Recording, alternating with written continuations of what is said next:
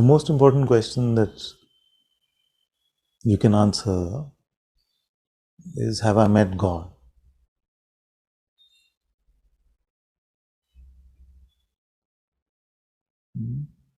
Because the rest of what I'm going to say, or what you'll hear from anyone who is guiding you spiritually,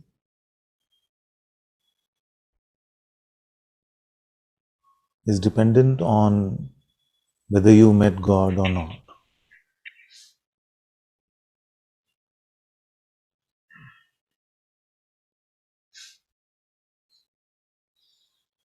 Now, the thing with meeting God is that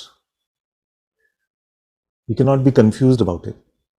You cannot say, there's a sensation, now I don't know whether that is anxiety or joy.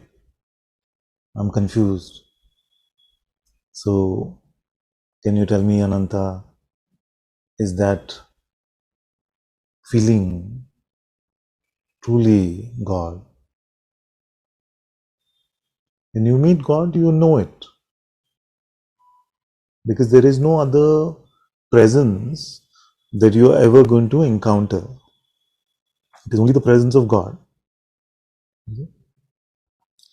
So it's not that you will encounter many different types of presence within yourself, so that you can then be confused about which one is God's presence. If there is a presence within you, the I amness, then that is God's presence.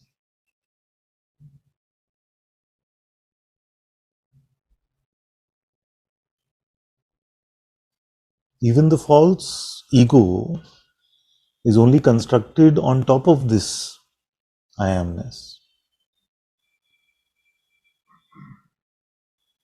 The notion that I am something is a false notion, but it is also dependent on the I amness. So this presence I am is God's presence within you.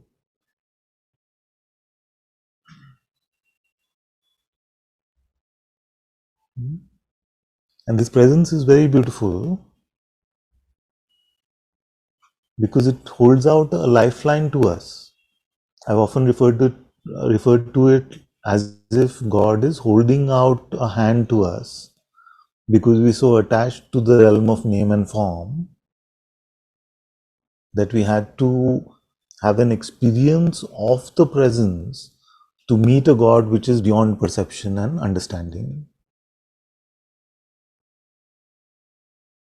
That is the beauty of this presence, that it is the subtlest perception that you can ever meet. The primordial vibration is the most subtle sense.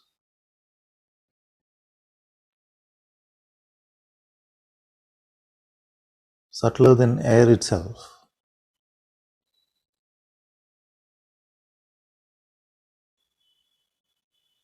And although it is felt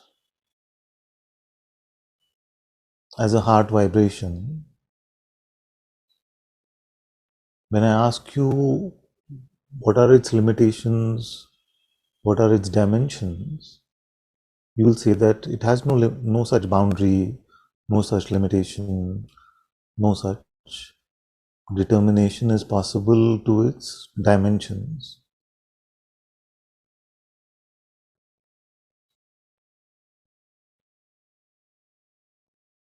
To recognize its limitlessness, its eternal nature, its infiniteness,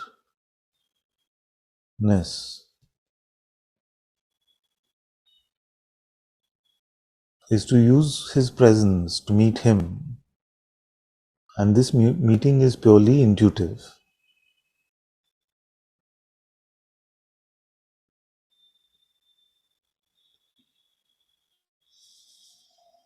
So when I ask you if you've met God, this is really the question.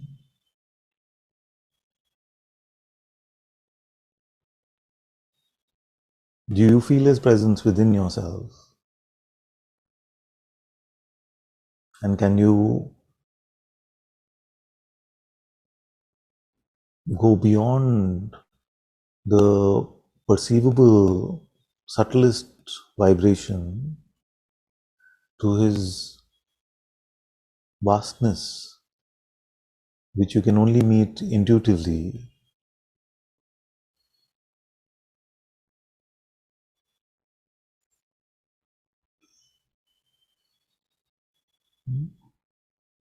So this self-knowledge, intuitive knowledge, insight,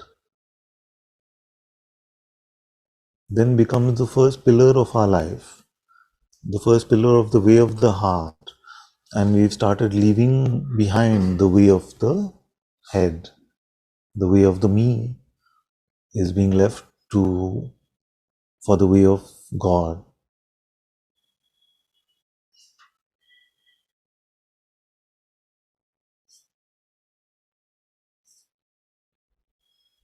Notice that we never encountered a me.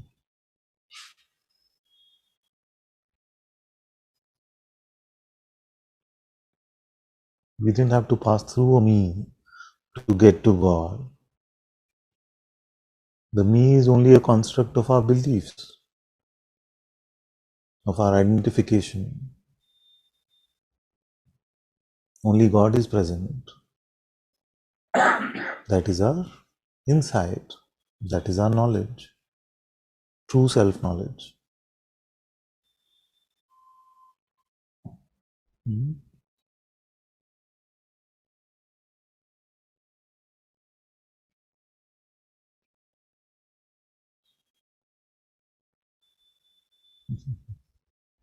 How many have met God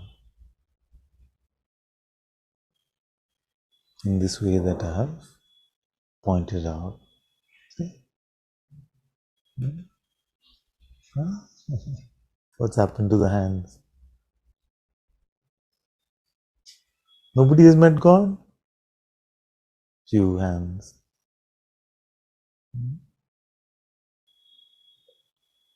Okay, now they're coming up.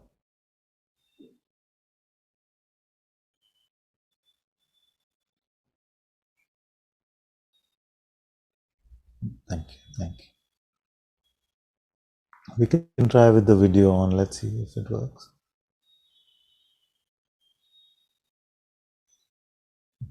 Because it helps me to see all of you, whether I'm putting you to sleep or in what way, in which way the conversation needs to go. Very good, very good.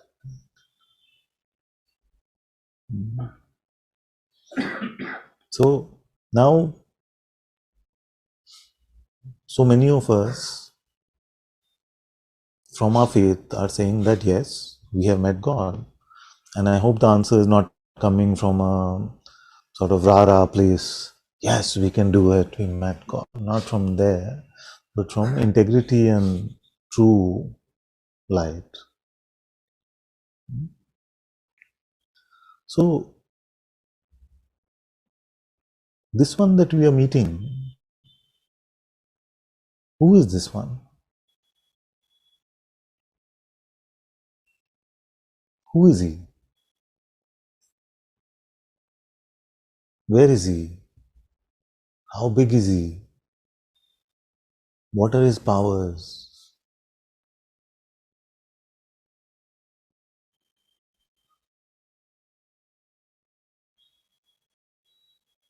How many planets are in this Maya that we perceive? Trillions maybe, no?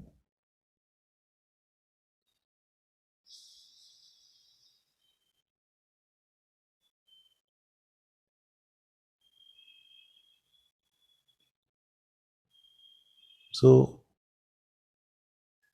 there is no end to his creation.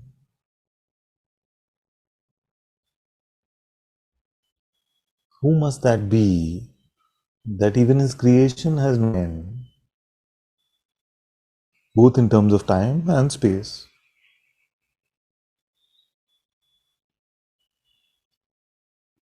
Who must that be?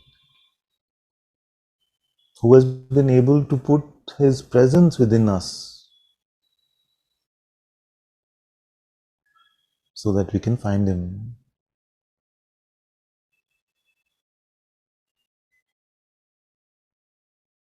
The Lord of the universe, and millions and millions of universes like this.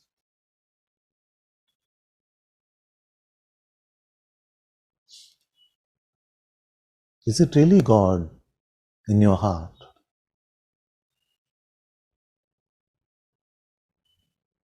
Or is it just feel good, making ourselves feel better? Yes, yes. Everyone else is nodding. Everyone else is raising their hand. I don't really know, but I don't want to seem like I'm a loser in spirituality. Is it from there?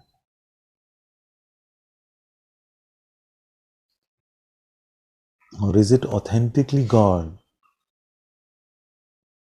whose presence you are confirming?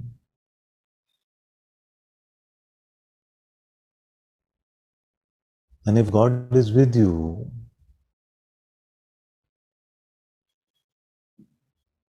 if the God is with you, the one who is the Lord and Master of this universe, and much more, then how is your life like this?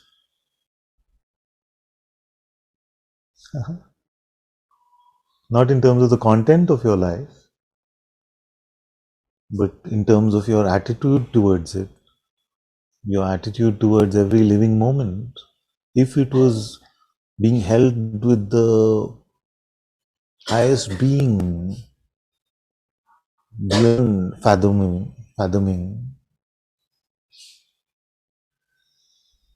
then how is every moment of our life not a rejoicing?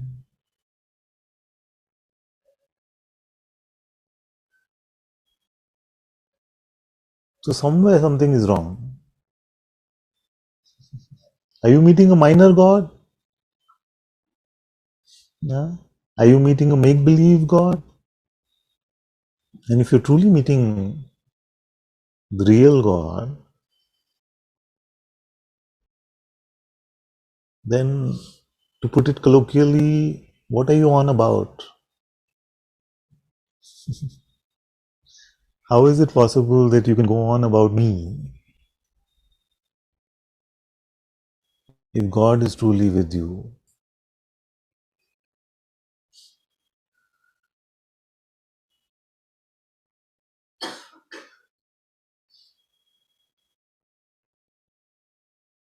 How is it that every moment of our life is not going in loving Him? How is it that every moment of our life is not going in hearing His direction, His guidance? How is it that every moment of our life is not in servitude to the One? If it is truly God and you have found Him within your heart,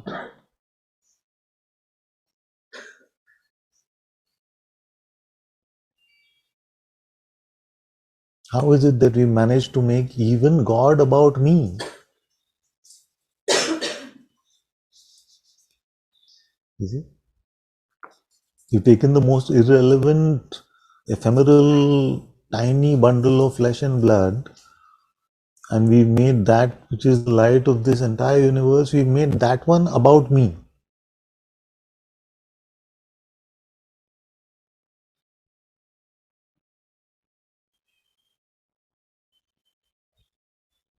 This is the power of delusion. This is the power of Maya,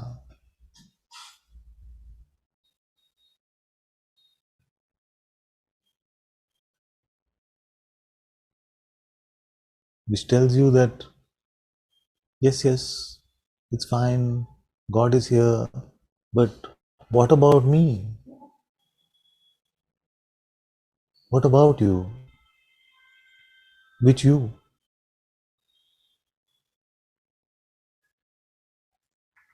So if truly our life is spent on love for this me, worship of this me, and following the will of this me,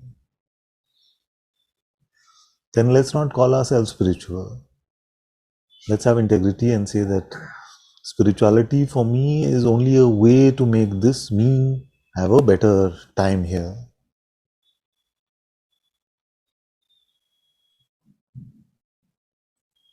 Okay? So really the question is, are we in this for God, or are we in it for His things, His stuff? Do we just love the God stuff? I want to feel His love.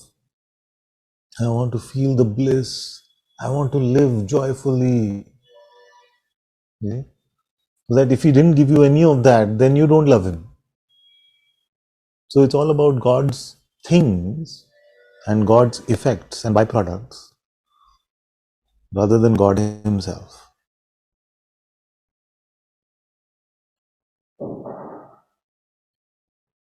Oh, my spirituality is not working for me because I don't feel the peace anymore. But do you love God? How is that relevant? I don't feel His peace anymore.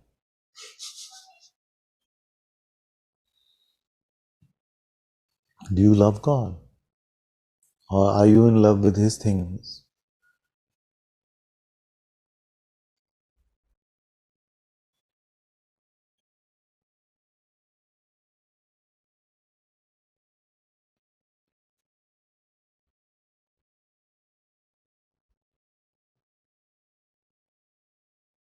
I was saying the other day in Satsang that if your master was sitting in front of you and there was a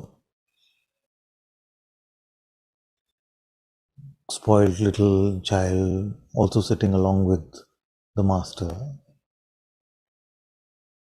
and you wanted guidance on something, who would you ask?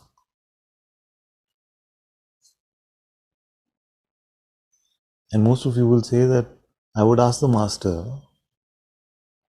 The master who is just a mere instrument in God's hands, a mere instrument of God's light, we would ask that master instead of the tantrumy little child. But in every moment of our life, who are we asking?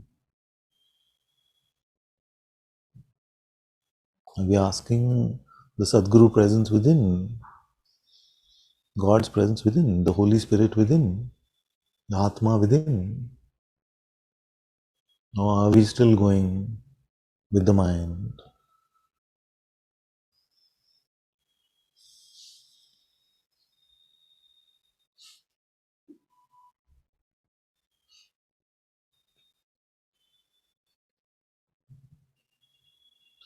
So it is time to let go of this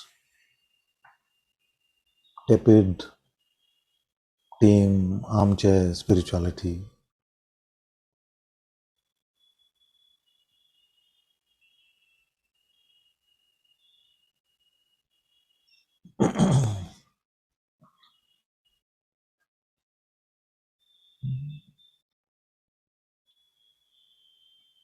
It's time to give up our life for God.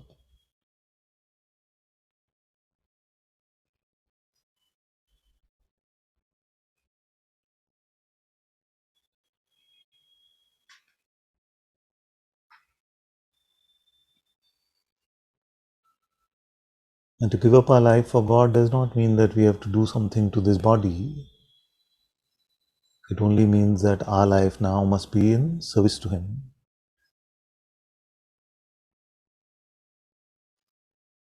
I came across something very beautiful today. It was, the only point of my life is to point to Him.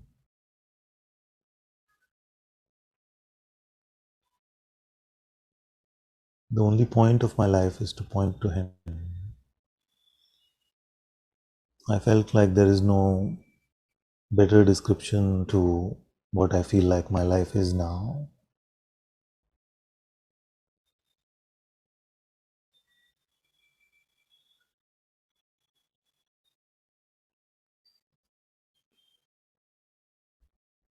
Can there be some other point?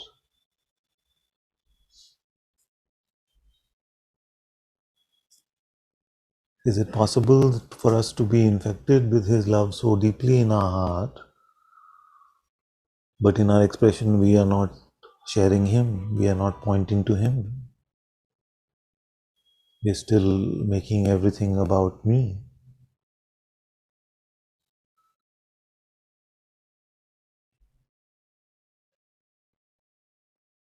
That is why I'm sincerely asking all of us, are we really meeting the God,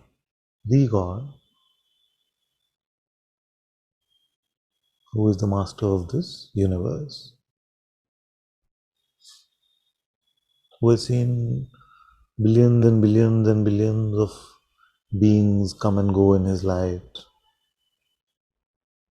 Compared to His light, the life of an individual body is nothing. It's not even a cloud in the sky. And if that one is truly with us, then what are we doing looking for things in the world,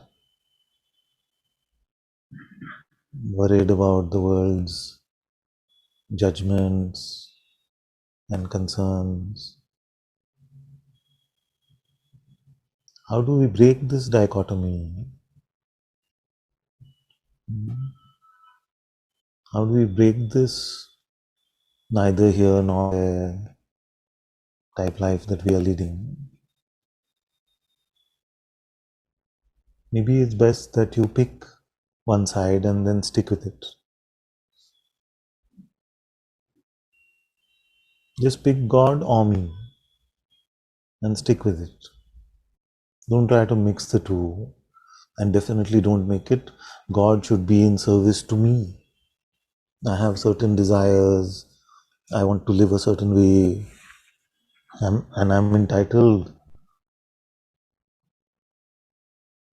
to make that happen through God.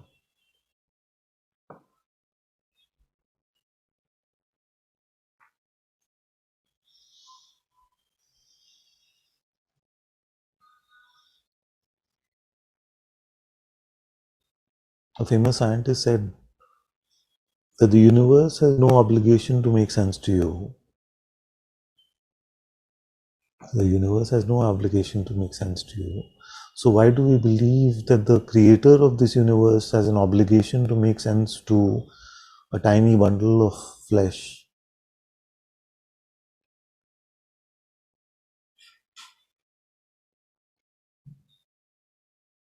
What gives us the authority to question God and say, why do you do this? How could you do this to me? How could you do this to the world? He should be the one asking you, I am giving you your next breath, your next heartbeat. What are you doing? Where is your gratitude? Where is your love?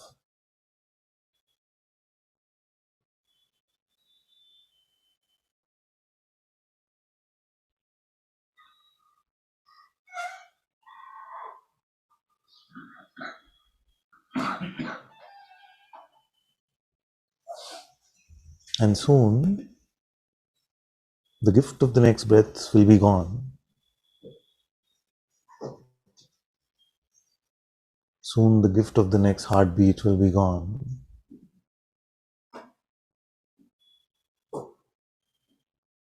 Then what?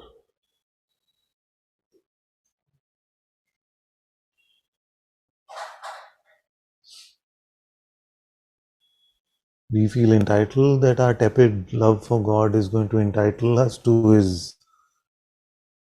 love and presence. But do we really know?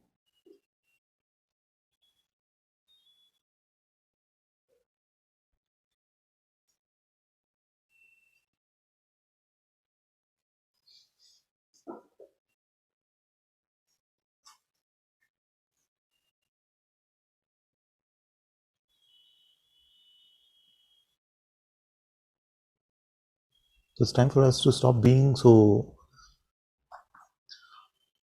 entitled like tantrumy little children in front of God who we can't even fathom. We are blessed by His grace that His presence is palpable to us through nothing of our doing. We must be clear that it's through nothing of our doing.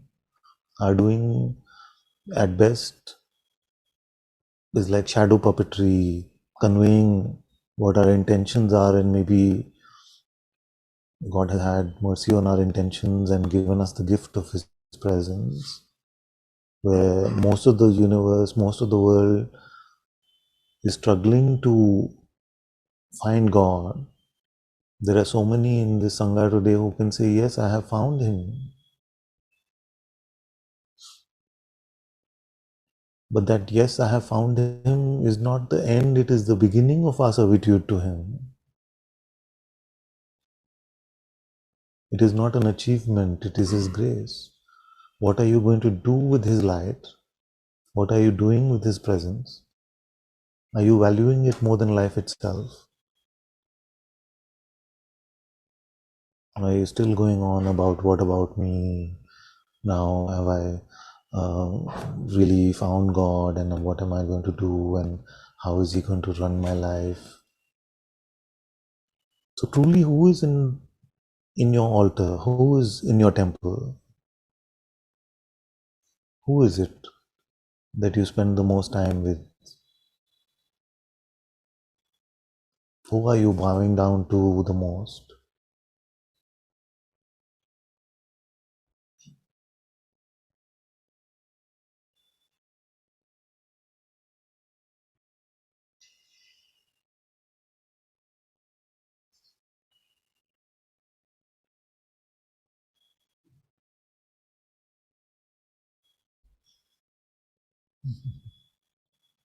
Keep chanting the mala of me, thinking that we are very entitled and something great will come out of all of this.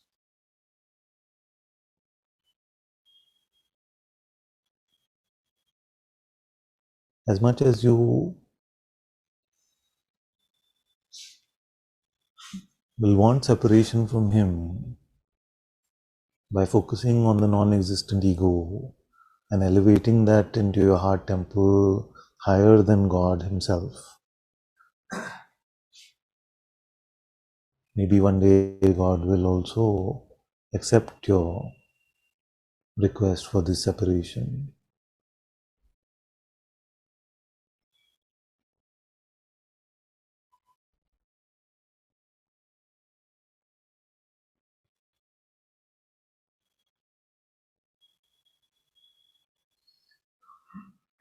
Some of us have known each other for 12 years, 10 years. Another 10 years, 12 years will go past like this. And maybe another decade.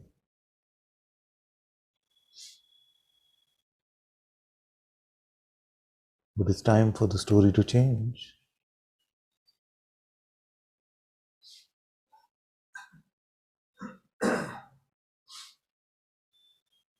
It's time for you to leave, for the false me to leave. There's no time to waste. You're not going to be able to make it work. The personal doesn't work.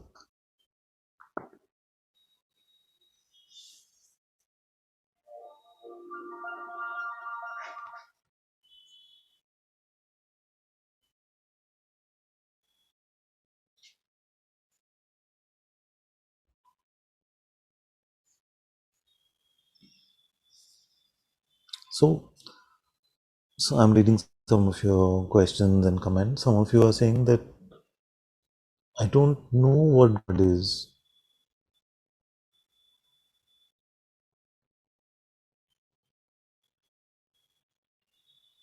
And my advice to you would be that as much as possible, every waking breath,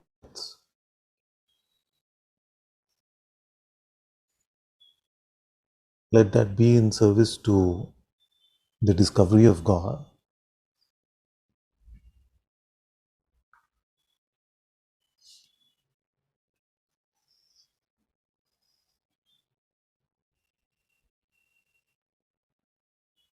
How will you make your life in service to the discovery of God? By getting over yourself, by not being selfish, by not chanting the mantra of, what about me, what's in it for me? By letting go of your mind, by living in your heart. And there are many satsangs about this. Live headlessly, live from your heart, head empty, heart full. And there's enough support that has been made available to you. You can do the Atma Darshan Samadhi, you can do the inquiry, the invitation, you can pray. There is so much for us to come to a true meeting with God. But you must prioritize it above all else.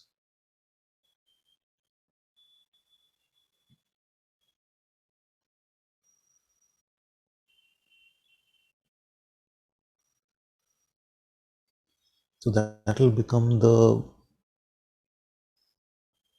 pillar of true self-knowledge. Then give such strength to your life in God's light, because it is not reliant on a belief system anymore. It is reliant on true knowledge, which is intuitive, heart knowledge, which initially may seem a bit shaky, but once you start getting used to living in heart knowledge, then you see that it gives you such a stable, strong foundation.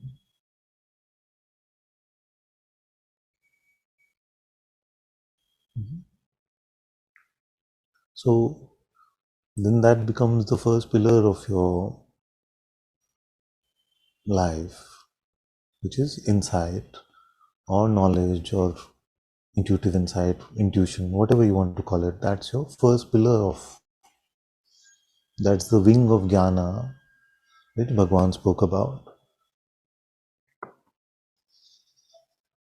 But just like a bird cannot fly with one wing, you also need the wing of bhakti. And I've, especially because bhakti is a term which is not necessarily very clear, especially in the West, I feel to break that down into two different aspects. One is the aspect of a deep love for God. All the love that you can muster in your heart, let it be for the presence in your heart. Love the being, love the self deeply. In that way, you're loving God.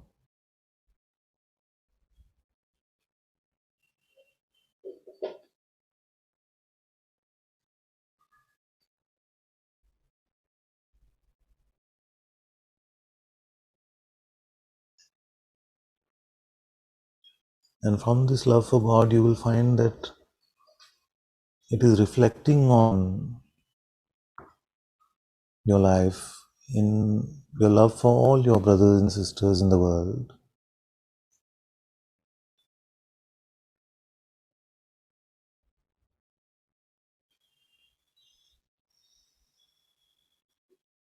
And so far, everything seems very palatable to all of us. I feel like, who doesn't want intuitive insight, self-knowledge? Sounds great, I'll have some of that. Who doesn't want to love and be loved and share love? It sounds very, very beautiful. But there's an element of bhakti which is very important, and that is servitude. Bhakti is not possible without the attitude of service, without the servitude, obedience, faith, humility,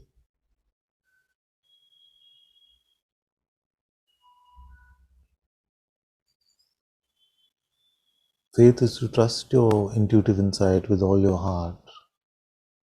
Humility is to never consider yourself to be anything special. And obedience is to follow the will of your heart.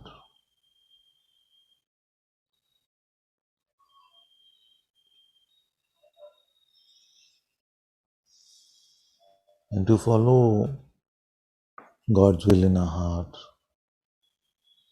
is very, very important and is the core of most religions in the world.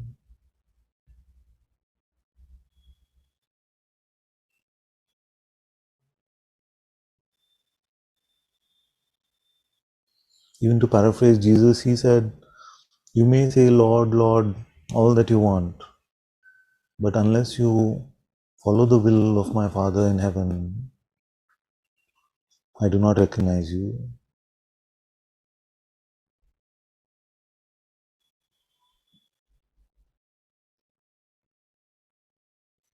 Guru Nanak ji said that his highest pointing is for us to follow the will of God.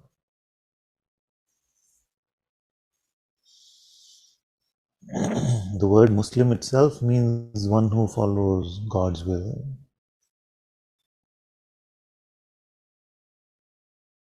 And in our tradition in India and the Hindus, there is no greater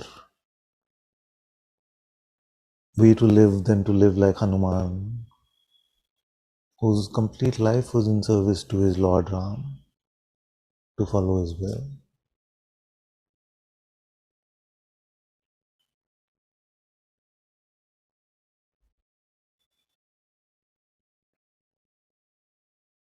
So there is no true path without this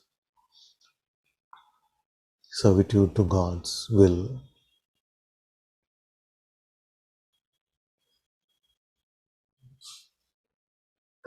As much as in the modern world, in our modern mind, we don't like the word be a servant.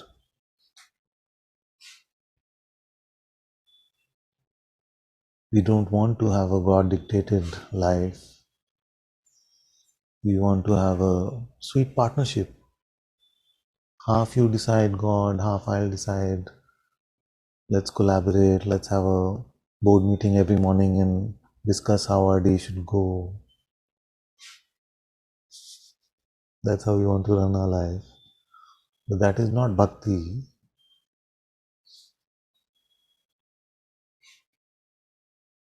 Bhakti means to be open, listening moment to moment to our heart nudges, to what our heart is saying and how it is moving us. But for that, we have to learn how to live in the heart and not in the head.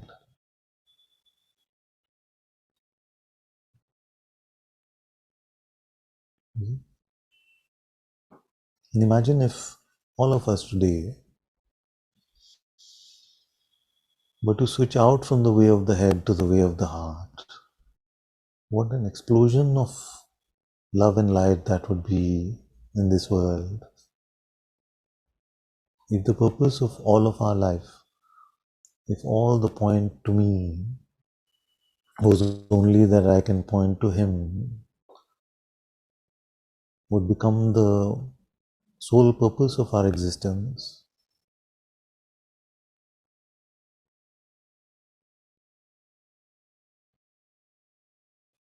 then what a beautiful switchover could be possible.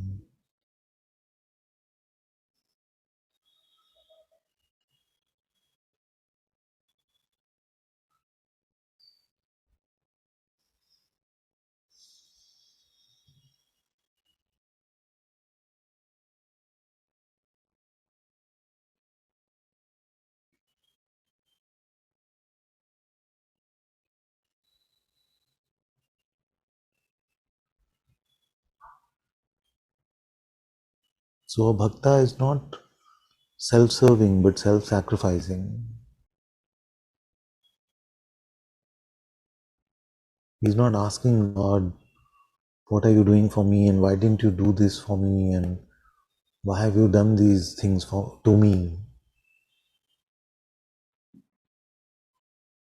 A bhakta is saying, I'm yours, God, in every way. Tera tujhko arpan, kya lage mera. It means that everything is yours and it is now handed over to you, surrendered to you. What belongs to me? Nothing at all.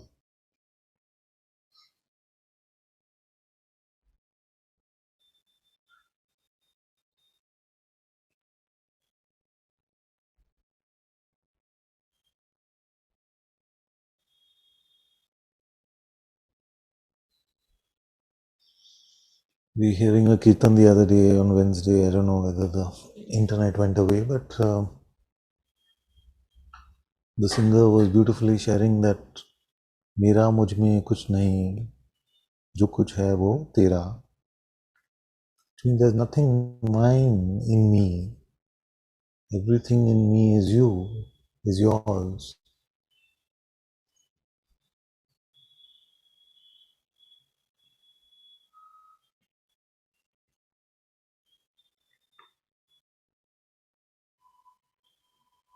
So this is the essence of servitude,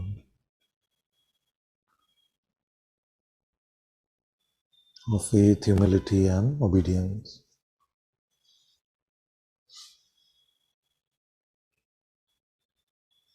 You know, a simple test would be, as much as you have wanted God to be obedient to your whims and fancies, let's start with becoming that obedient to Him.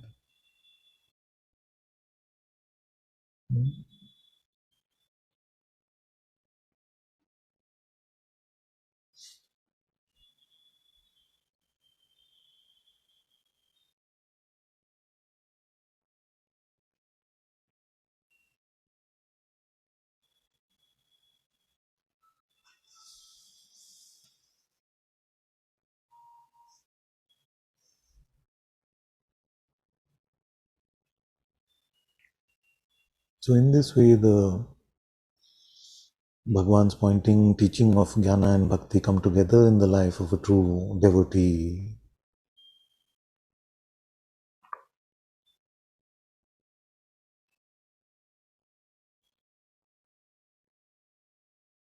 And that is what I would call a truly spiritual life.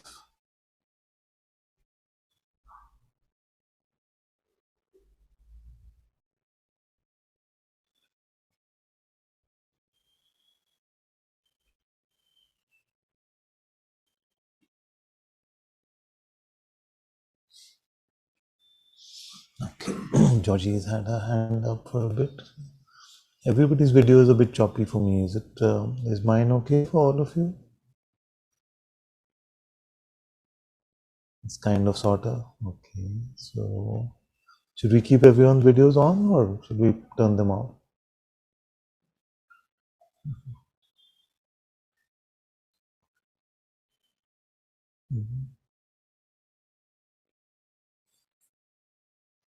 Okay. All right, Georgie can come. No, Father. My dear.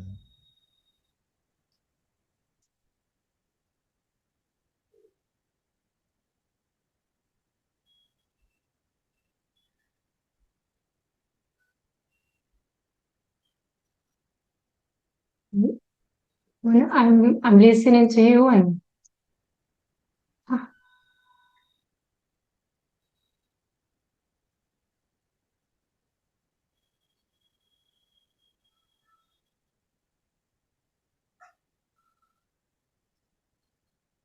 I feel the call is very clear. And, Yes. and it's heard here. Yes. And it feels you're calling my heart, and there's no doubt about that. Mm.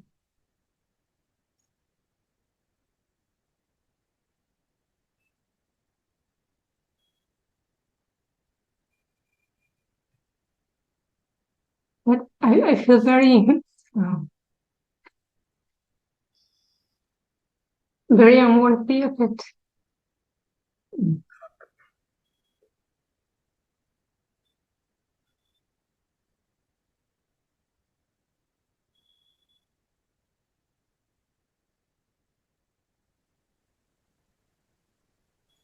Yes, my child.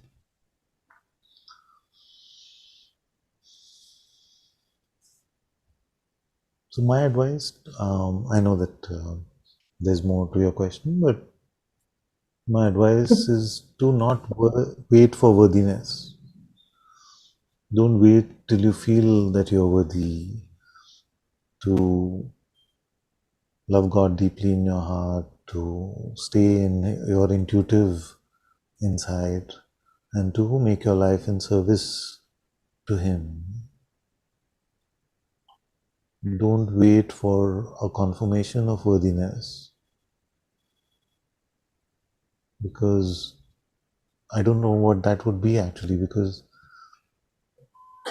I truly, sincerely am saying that I feel like I'm just beginning on this journey of loving God.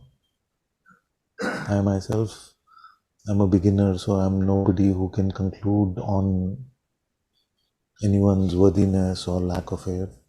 But I know that whatever our past may be like, in the present I can love God deeply in my heart.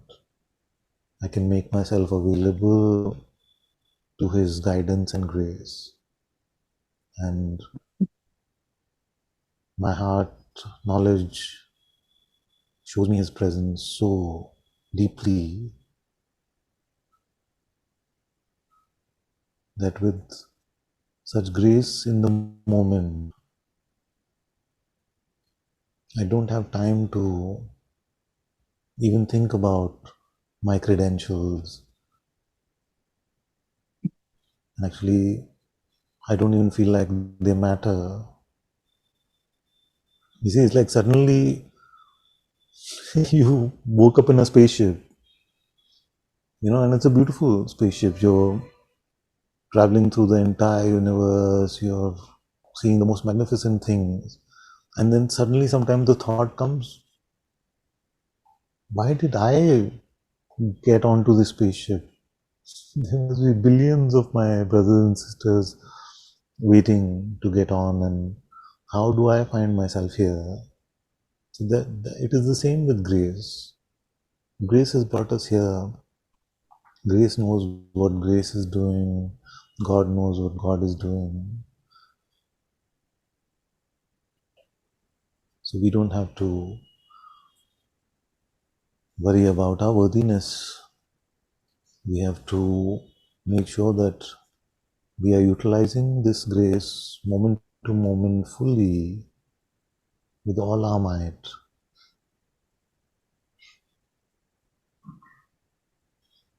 Because only rare ones can say that they have met God, and even rarer ones can say that we are living in God.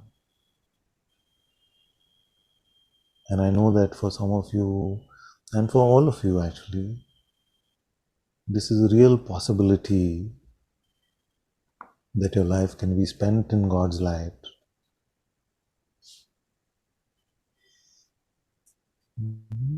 There's nothing I want more than that.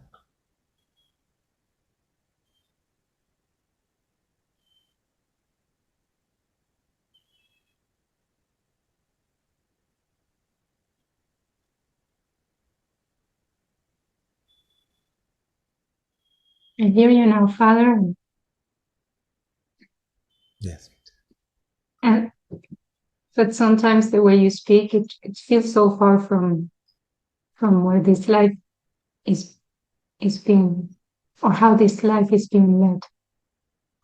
I've been thinking a lot about discipline lately, and you know that you don't talk about that, but it somehow feels as though you do lately. Yes. And, Yeah. and I raised my hand when you talked about Padma Samadhi, and Yes. when we began, I was doing it every day, and I could feel the power of it. And how can I feel the true power of that, and how can I actually receive it, and then go from that to just leaving the practice, or not leaving it completely, but not going on every day as I was at the beginning? How I don't understand. It doesn't make any sense that I can hear you, I can hear this call, and I can feel the power. Mm-hmm. Yes. So, yes. So it's very good to notice where we sway away from the path. But once we notice, we must instantly come back.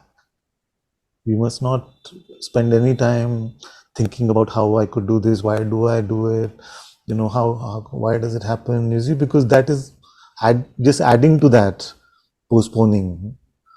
You see? And I'm not saying that instantly you must start doing the Atmadarshan Samadhi this moment. I'm just saying return to your heart in God's love and service, and allow everything to flow from there. But be careful of the mind which poses as if everything is flowing from there, and it uses this as an excuse to not follow the guidance from the master. So you have to be very, very clear, and your heart always tells you the truth. When it is an avoidance, it tells you. When it is clear, it tells you. So just follow the heart. And I tell you a secret that if you have an intention to be true to God, even if you're being tricked by your mind, God will make grace out of it. If your intention is to be true to God, but somehow the mind pretends so well and pretends to be like the heart and God's guidance and all of these things, but your true intention is to follow God's light, God will make grace even out of the mind. God is not hostage to the mind. God will make even that into grace. So just hold your love for God in your heart. Just hold your love for yourself, the true self, in the heart. And from there, all faith, humility, obedience, insight, everything will come.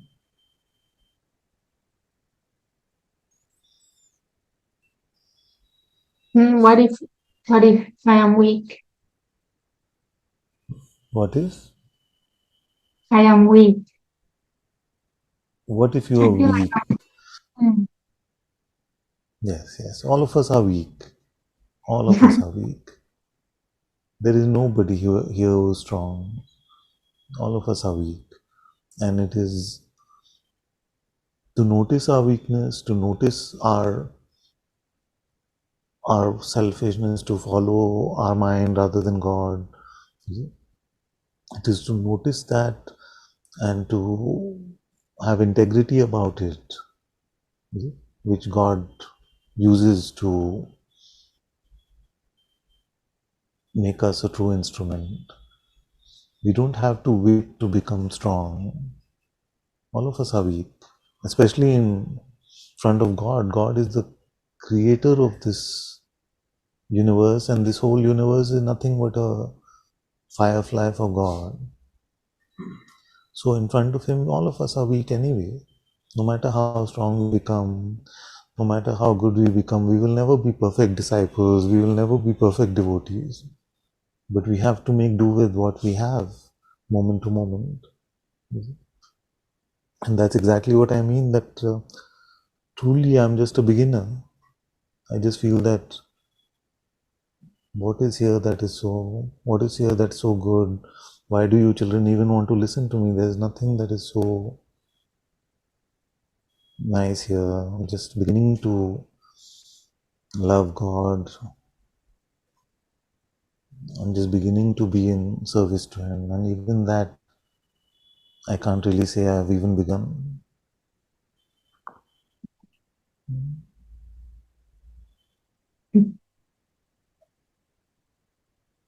So don't wait to become better. Don't wait to become strong. Don't wait for any confirmation. Use this moment to love God, to be in service to Him, to be in a true insight about what is.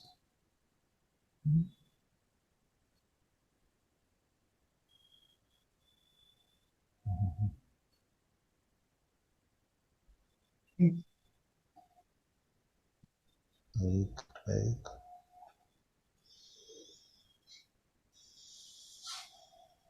Don't think about your weakness but His strength. Don't think about your unworthiness but His love. Make everything about God. Make everything about the true self.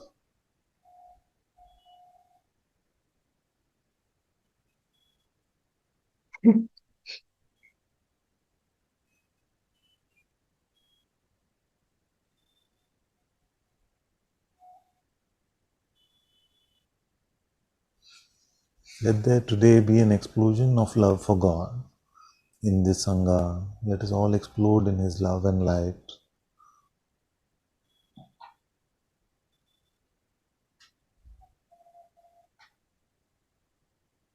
May we all keep all our self-concern aside, all our self-judgment, everything aside, and just make ourselves fully available to Him.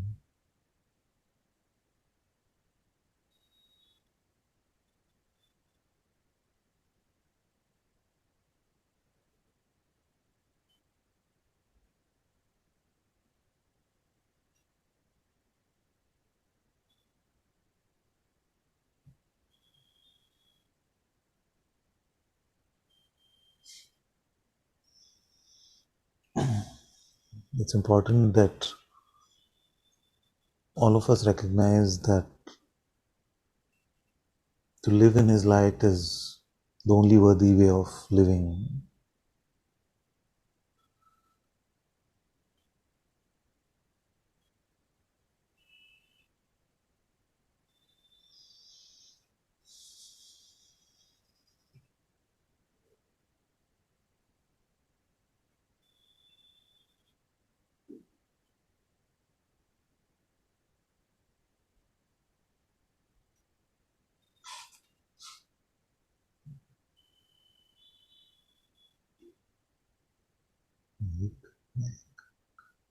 We've already come such a long way from a few weeks back where there was resistance even to the word God.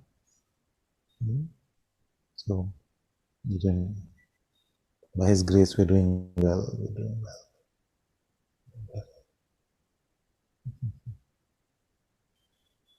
Very good.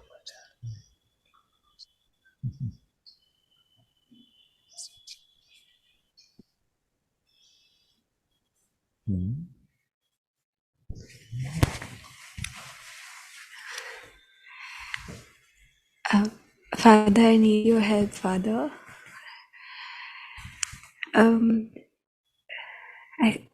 I see that in my heart there is a lot of joy and there is that love, which leads me, Father, to a longing which I don't understand, Father. I don't know what it is, but it's very difficult for me to be there because it's very intense. It feels as though I'm going to explode. It feels like I'm going to burn in it. It feels like, I don't know what it is, Father, but it's difficult for me, and I need your help, Father. I don't know what is it or not. Is it a longing? I don't even know for what it is, Father. Like I just Yes, feel that. very good, very good. So there is love, you say, there is deep love, there is deep joy. And when you go to the source of even this, you find that there is a unexplainable something. There's an unexplainable something, and to the mind that is very scary because it can't understand. You see, because love, we can meet love, we say this is love. We can meet joy and we can call it joy. But when we go deeper than that, there's just something which is unfathomable to the mind. So, but that which is unfathomable and that which is perceiving the unfathomable doesn't need to understand what it is. It doesn't need to understand what it is. It's your mind which will struggle to try and make it understand. Your heart already knows itself. That is your heart. That is the core of your being. That is the hand of God which is calling you in.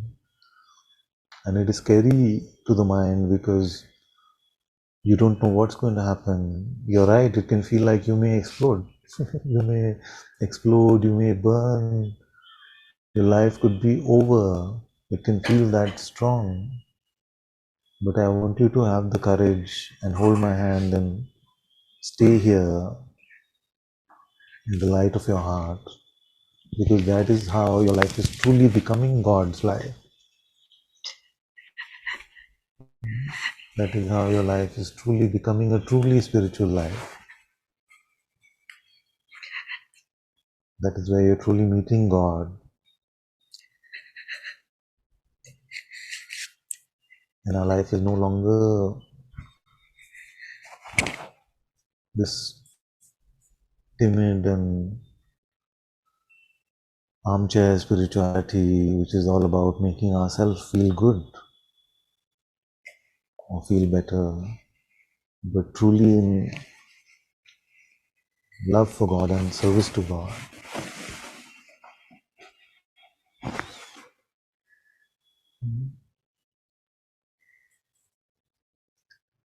You just walked in at the right time.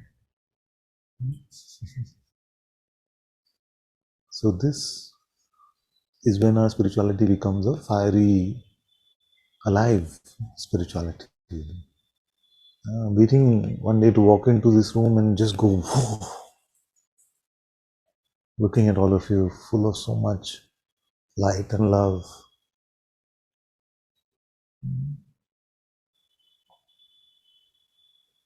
Instead of the, what about me, Father? What about me? And what about my life? And I can't understand. Yeah? Instead of that, if I walk in and just go, boom, look at that. It's possible. All you have to do is flick away this tiny voice. Just flick it away. Meet the source of love in your heart. Meet the holy presence. The Atma is within you. Do you realize the magnitude of this statement? That God's presence, God's light is within you. And we are not just speaking poetic, metaphorical words. We are speaking literally. God, Bhagwan, the true one, the Lord. His presence is within you, your true self.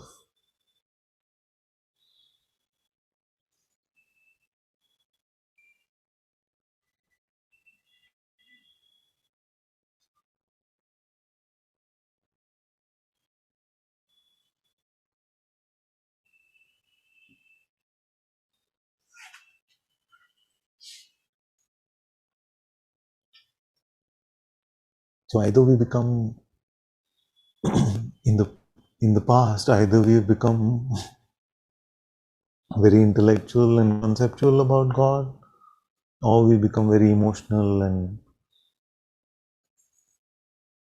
driven by emotions about God. But keeping both of those aside, can you imagine the wattage of the light within you? Is it? If this bulb is 100 watts or whatever it is, and another is 20, 30, and that lights up this whole room, what is the wattage of the light within you?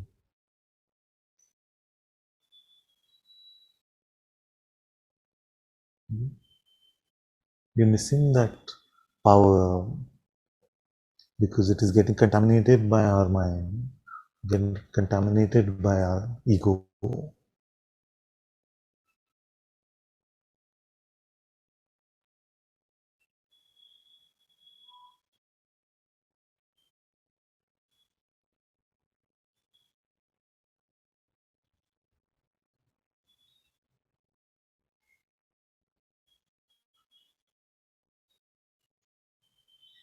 Very good. But you dive into this. I'm with you fully in this. And fearlessly, because the mind's fear is unfounded. You see, it is just trying to save itself. It is just trying to save its dominance. Saying, don't go there. Love is enough, no. Joy is enough. Now why you have to go to its source? Why you have to meet the holiness beyond that? You can have a nice, comfortable life just in that love and joy. Don't take it too far. Balance mein karo. Don't take it too far. That's what the mind says. Take it far. Take it really as far as you can. Let's push it. No? Not mentally, not emotionally, but take it as far as your heart wants. Push it. Push beyond the egoic boundaries of conceptual understanding. Meet the God who is unfathomable.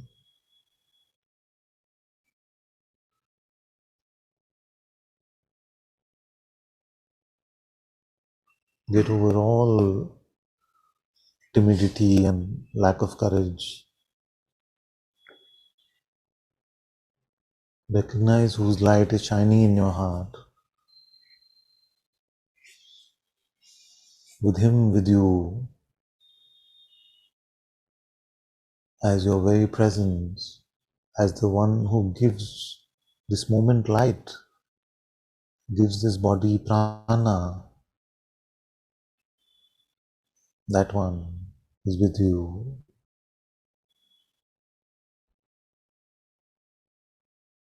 There is no need to fear.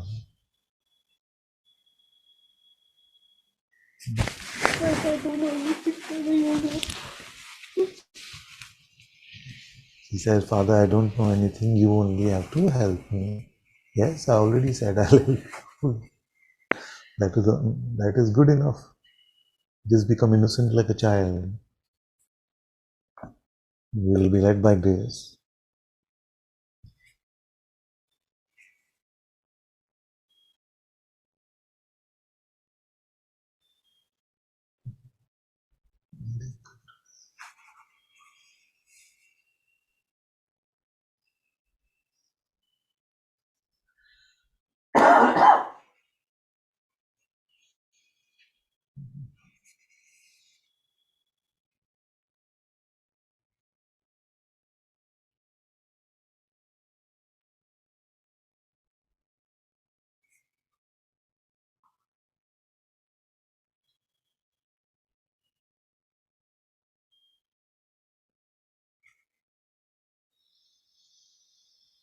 Okay, let's go to Aniko.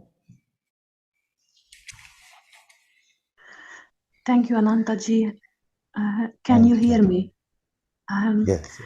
Also, as you was speaking, there was so much fear came up, and also is just the same as Georgium, or is kind of like a realization that, or somebody says it's like half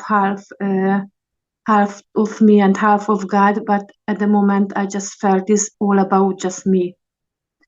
It is just for the byproducts, as you say, for love and bliss, and I just don't want this. I just want to ask you to change this inside me, because I cannot control.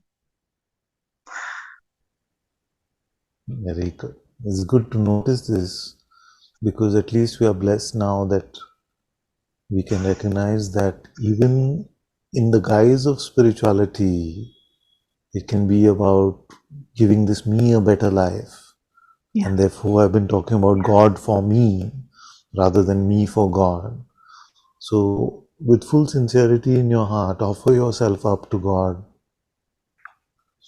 Make yourself available fully, even if the mind resists and says you're faking it or whatever it is. Just offer yourself fully, surrender to God.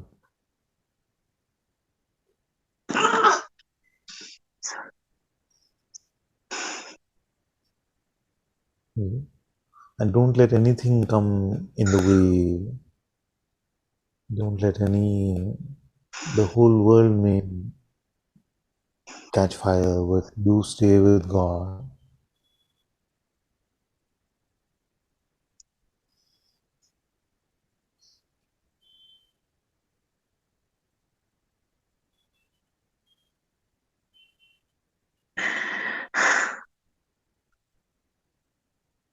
What are you scared of?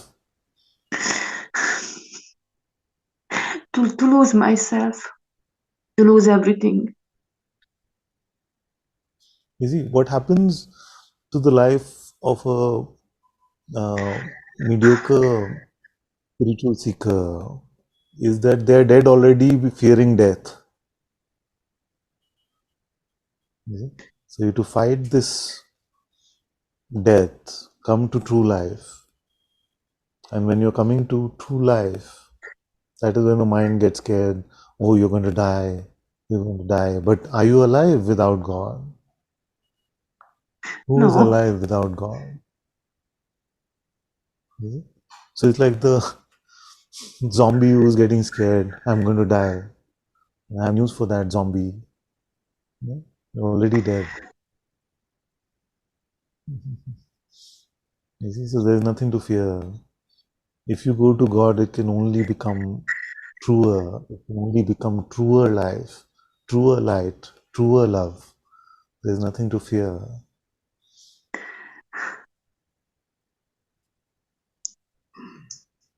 Those of us who take ourselves to be just this bundle of clouds, are we alive?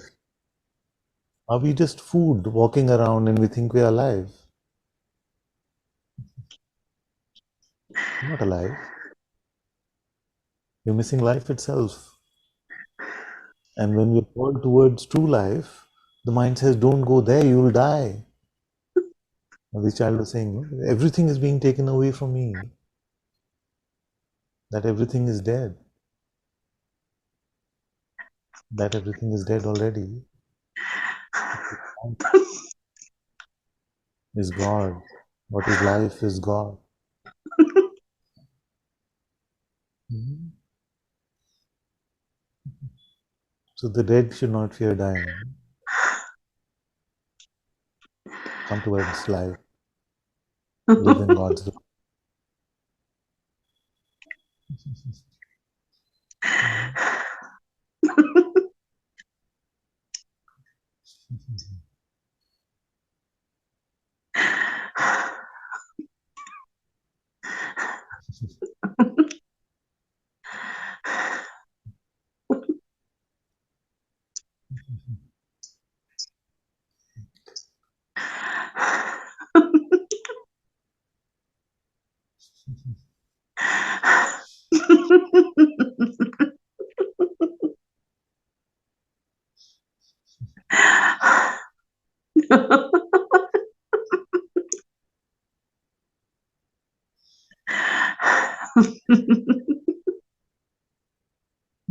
Pick one side.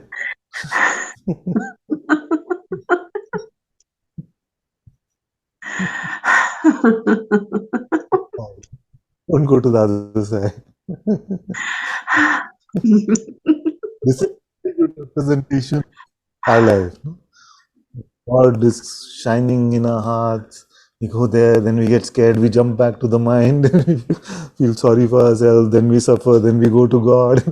So just pick a side. If God is filling you with laughter, then just laugh.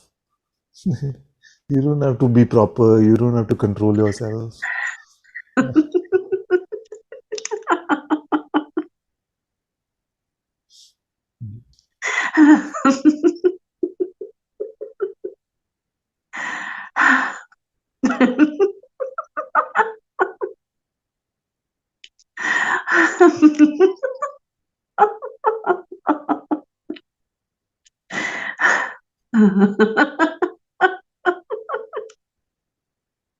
Thank you.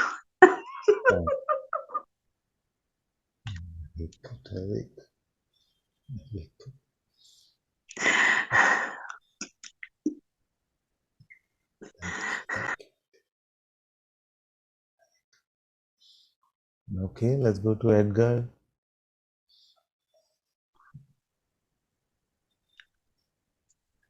Good morning, can you hear me?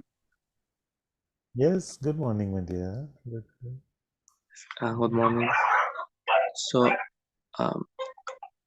I like my question is, can Grace to talk about um what we want here, which is to get a life with lived in God. It is primarily like grace is the primary cause, right? So you cannot make it happen as such. You can only do so much, but I don't know what is it that you can do, that you can actually do to make the environment right for this grace to happen. So because you say that you cannot do anything about anything you do is ego based, right? So and I'm pretty unclear about what it is that I can offer, or I can do, or I can think or feel. Very confused. I'm back into Satsang after a pretty long time, in my perspective. So I cannot remember, or I don't have anything clear at this moment. I just wanted your Yes. orientation on that. Thank you. Very good. Very good. So, question is that if grace is to do everything, and grace is the true cause of the auspicious to happen in our life, then what is it that is needed from me? Why don't I just go around in my merry way, following the mind if I want to, following my desire if I want to do? I'm just exaggerating the question to make it more impactful in some way. So don't worry, I didn't hear you say all that. I'm just adding on all of this. Yes. So the mind can say, but then what's the problem? I can just lead a life of any sort, and God's will, God's grace has to do everything. So there is nothing for me to change. I don't have to go to the way of the heart. I don't have to follow God's will. And that's where the contradiction is. So that's where the intellect can come in strongly and say, but I see that truth can happen with grace, everything can happen only with God's will.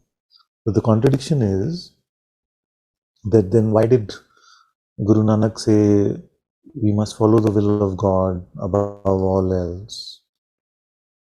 Why did even Jesus say that you may say, Lord, Lord, but if you don't follow the will of my Father, then I will not recognize you? Why is one of the largest religions in the world, Islam, why does the word itself mean to follow the will of God? Those who follow the will of God are called Muslim. Why do we revere Hanuman so much? Because of his devotion. Even that devotion must have been grace. So what's the big deal about him? Why should we put him up on the walls and pray to him every Tuesday? Because he didn't do anything.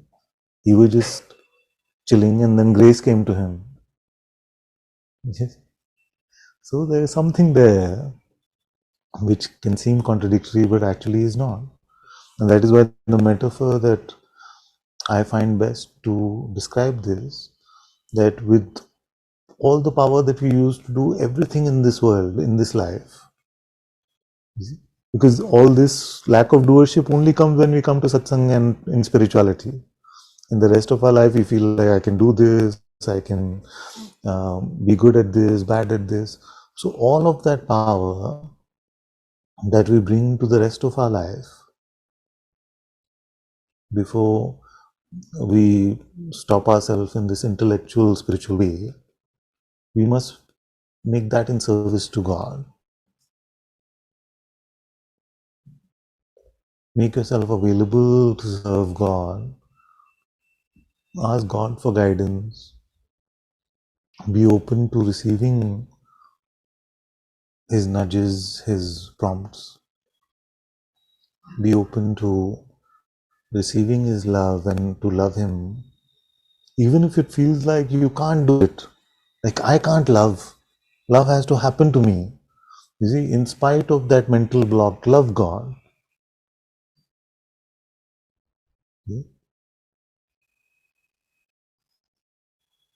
Love God. Be open. Be empty. Empty yourself for God.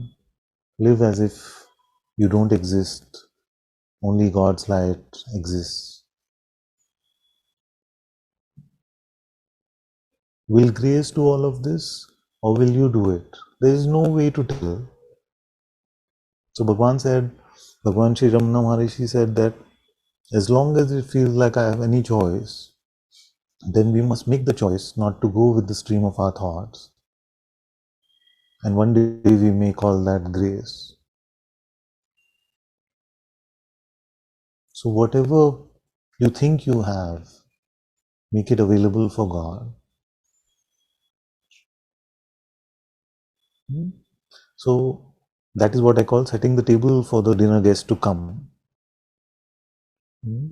Setting the table for the dinner guest to come. Whether the guest comes or not is up to grace. So whatever we think we have, to offer that up is to set the table.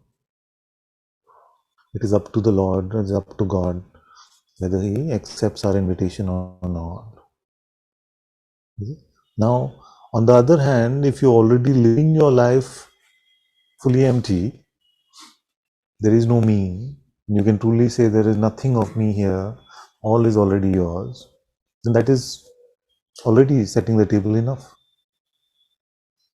But I have never met anyone like that. Even Ananta, I have never met anyone like that. You see? So we must not fall victim to like an intellectual understanding of non-doership, especially when that is in contradiction to what all the masters and sages have told us. And the greatest lights who have pointed us to God have told us to follow God's will. Now, if you were to just say that, what are they saying? Already, everything is already God's will. So they must be then really stupid, no? And we must be the smart ones.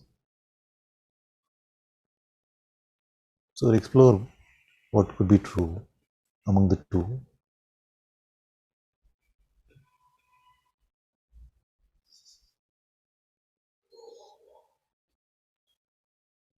Could it be that Hanuman, Jesus, Krishna, Guru Nanak, the Prophet Muhammad, all of them had it wrong and we have it right?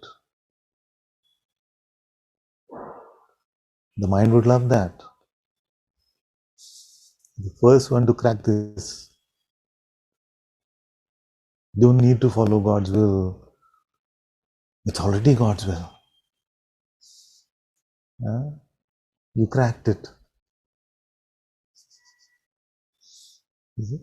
Again, I'm not saying Edgar said all this. I'm just saying that this is what the doubting mind can do. It can trap us in an intellectual understanding, an intellectual notion, and then our life becomes a tepid, tame spirituality, where we continue to be intellectually amplified, but there's no real fire in our love for God.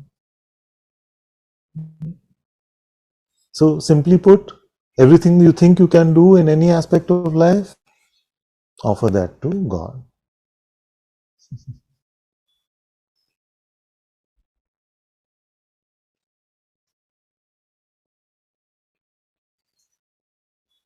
I lost your audio, my dear.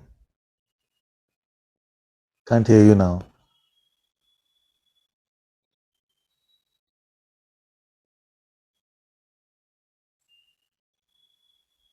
Oh, he's muted. Okay. How did that happen? Yes. No, it happened because there was some noise outside. So what I wanted to say is that that indication that give everything that you think you can give, everything that you think you can give it all to God. Like in what sense should I think about him more, or should I not think about that, not think about anything? Yeah. To be empty for God is the highest and simplest way to be with Him. Just be empty for God, meaning that you're not putting yourself in any shape, you're not limiting yourself because of your mind's notions.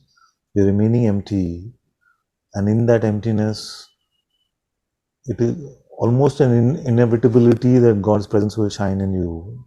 His light will become palpable in you. So, yes, if you can remain empty, that is the highest.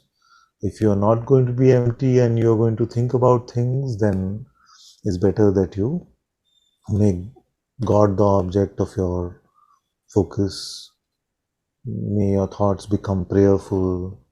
All of those things come into play if you find that you cannot always be empty. And it's a rare one who can always be empty.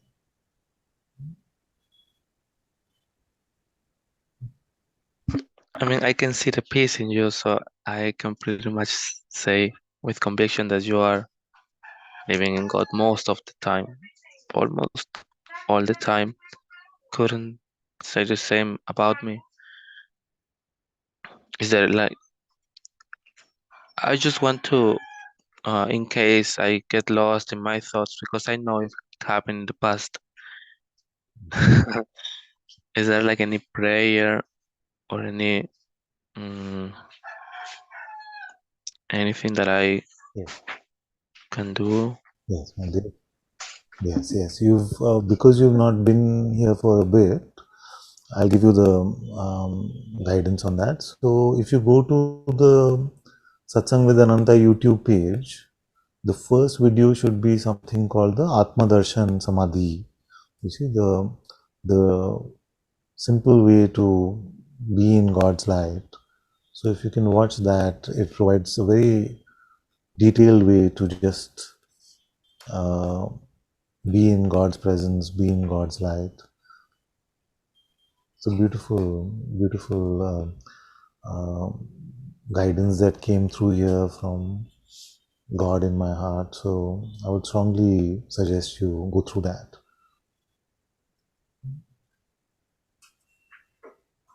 And one more question, I'm sorry.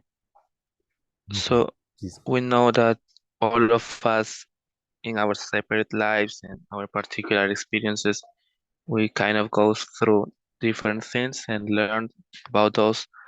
So I think I'm right to say that even if we live in God and we dedicate ourselves to this type of life, even if that happens entirely, that we should still see like the ups and downs of life, the problems and the shortcomings of, like, we are not going to become perfect, right? Because I'm guilty. I feel guilty sometimes for making mistakes, and like this shouldn't happen. It shouldn't even come to my mind if I am devoted to God, which is what I really want, right? Anything There is you nobody could who say about it? is, like I was to Georgie earlier, that there is nobody who is perfect. All of us are going to make mistakes, and uh, we must not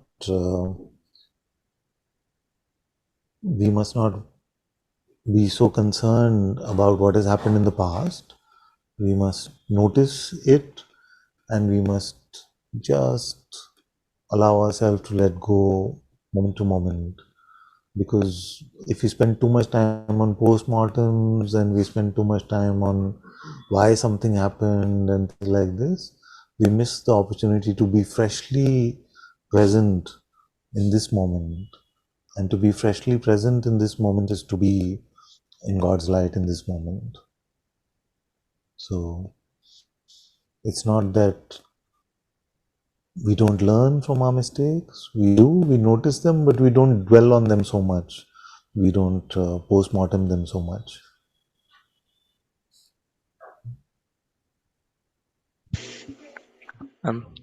Thank you. It's very refreshing to talk to you again. It feels very Same peaceful. here. Thank you. Thank All you love. as well. Thank you.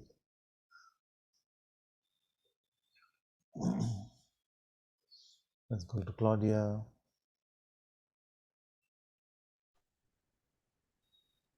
Namaste, Father.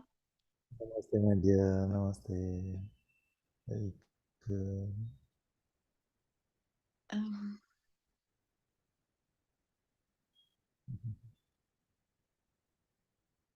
Take your time. Take your time. There's no rush. Yeah, I'm very happy. I really can not feel the presence is there since I do Atma Darshan prayers. Something changed, or no, God's presence is there. And as I wrote to you, I don't go out of the bed if the presence is not really palpable. And Very good.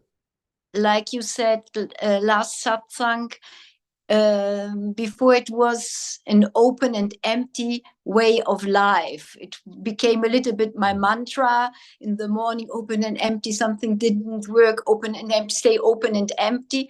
But now I can realize what really open and empty is. And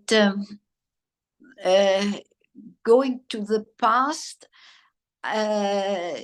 not being present, but in very difficult moments, I always could feel God's guidance, even if there was fear or deep, deep grief. But I got up and I just moved. There was no capacity to think about.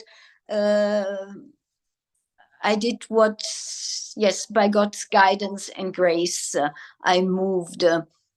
And now there is, like Anushka said, there is this joy. And yes, I'm a little bit like a butterfly, and or like a child. I get up doing this, doing that. Yes, it's a very unspiritual life. I do my prayers in the morning, my exercise, but for the rest, I do a practical life, and I'm not guilty about that. Friends are coming, then they are not spiritual, and no, I don't think about it, and I just live in God's light. But is this really God's guidance, or is my mind making up this enjoying of life? And you said also before, you have to push, and now there is no fear, there is courage, and I can't push. God will bring me where it should be, but I'm not sure if not mind. The intuition says no, but and just do. But I don't know if mind maybe makes it up now. Okay, so What let me see you, if some guidance can come for this. So intuition about yes, that? Yes, my dear, thank you. So I'm very happy that you're continuing the Atma Darshan Samadhi, and you're taking my advice of not leaving your bed till you come to God's presence. So that is a beautiful start to your day, because I've been saying that without God's presence, you don't want to spend the day with yourself in an egoic way, and you definitely don't want to inflict the ego on the rest of the world um, for any reason. So you must start your day every day with living in God's presence. And if that means that you're so caught up in the mind on a particular day, you're so caught up in selfishness and ego and all of these things that you don't feel God's presence and you have to spend the whole day in bed, then that is still better than going like that and afflicting that ego on the rest of your brothers and sisters in the world. But for most of you, I can say that it will come. God's presence will become alive in your integrity of asking for His grace. So it will happen. Now, you will find that as you're living, so you found this holy presence. Now you have to be anchored to this presence throughout the day.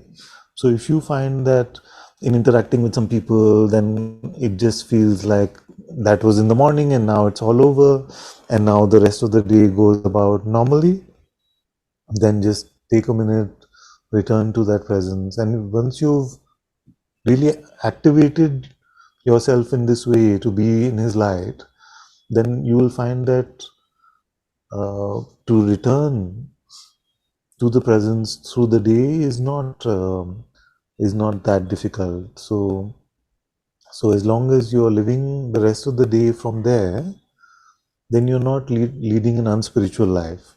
You cannot be unspiritual connected to spirit, because that is the spirit within you. Now, as you're connected to God's presence within, naturally you will start to see that somehow God finds a way to make everything about God, and make everything godly in that way. So if you feel like that is not happening, then maybe it will deepen as you go along in this way. So everything about God does not mean that we're only talking about God. God is like this, God is like that. You see, everything about God means that it becomes loving, it becomes kind, it becomes compassionate, it becomes giving, it becomes holy in that way. So, whereas the content of the conversation may not always be God, but the temperature, the feeling, the texture of the conversation becomes full of love and kindness and compassion. So just notice like that and see if it is going like this. And if you feel like in some moments you are getting pulled in because of other people's interactions and things, you're getting pulled into the mind, then notice that and return to God's presence throughout the day. And as you keep going, you'll notice that our life becomes fully immersed in God.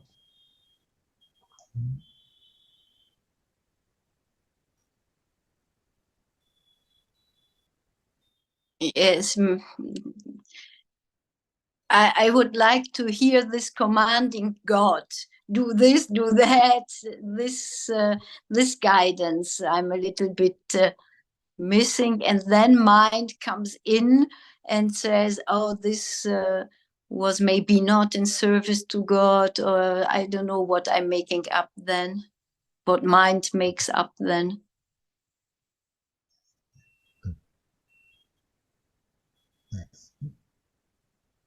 God is not holding back from any of us.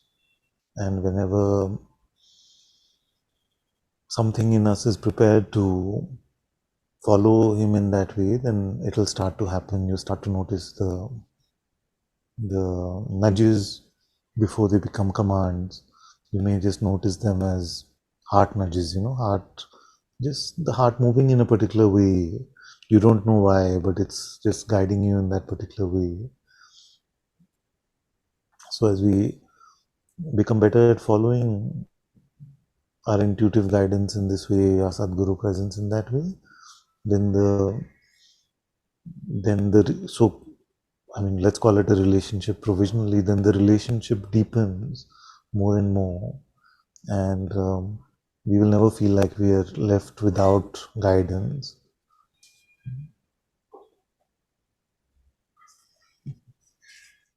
Before you said to push a little bit, we should push. What did you mean with this pushing? Yeah. Because we've been looking at the mind's and the world's motivation to tell us that you must not overdo it. You must retain a balance between the world and God. Don't overdo your life in God. This kind of things, which is popular for our families to say and maybe our mind to say. And the other day I played the song, Judas's song called Heaven on Their Mind, where he was telling Jesus that you're going too far with this God thing. You're going too far. You should have kept it in check, and then we could have all lived. But because you went too far, that is why we are in danger of dying. And so this fear sort of overcame him. So that is why I'm saying that when the mind tells you that you must hold something back, retain some part of yourself, you must offer that up even more. Don't hold back from God.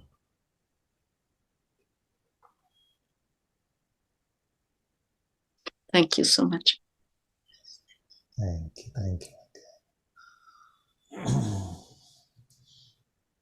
Okay, let's go to Samia. Hello. My voice is clear. Can you hear me well? No, yeah, it's all right. It's got some Okay. interference, some sound, but it's all right. Mm.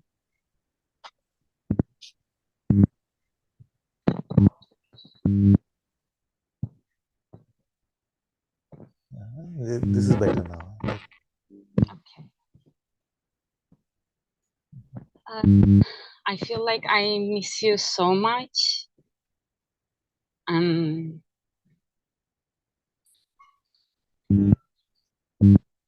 Yeah, I just miss you so much.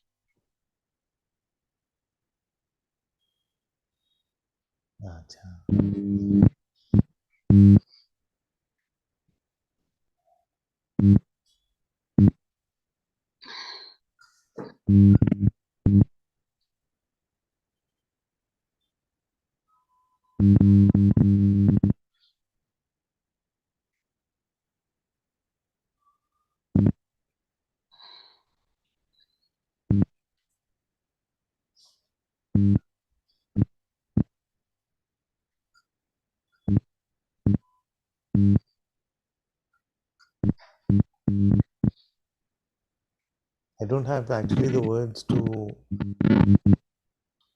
describe how much love I feel for all of you.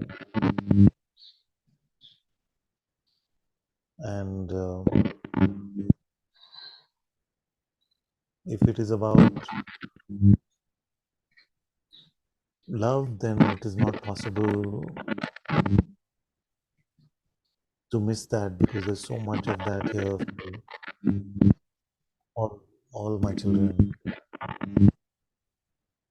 But if how do you mean by miss? Like, what would be not missing? What would be an antidote to that?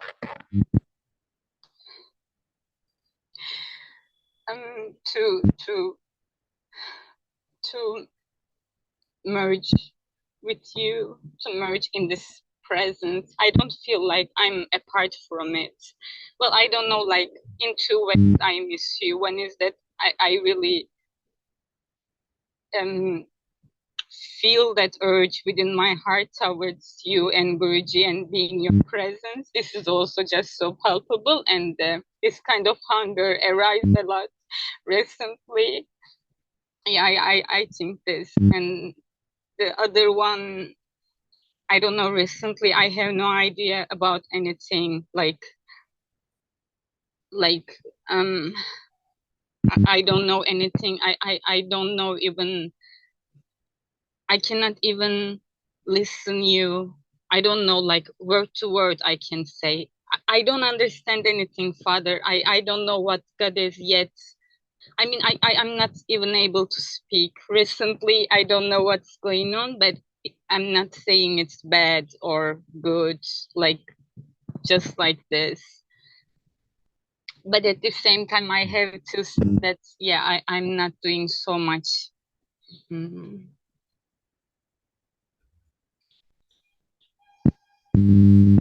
I just miss you.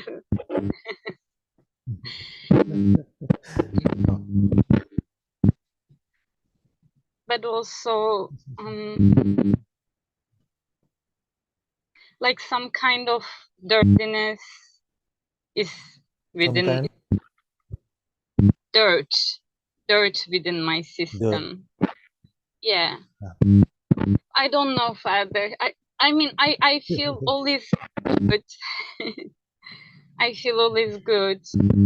Yeah, there is just this urge, I think, that's all.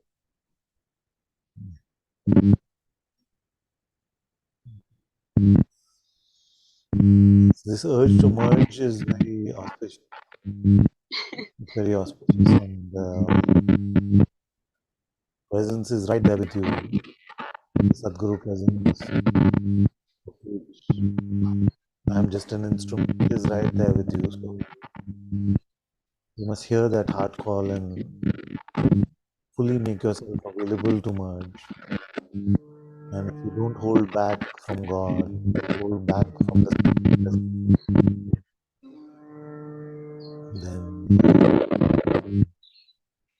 you will merge, then you will find permanent home in His life.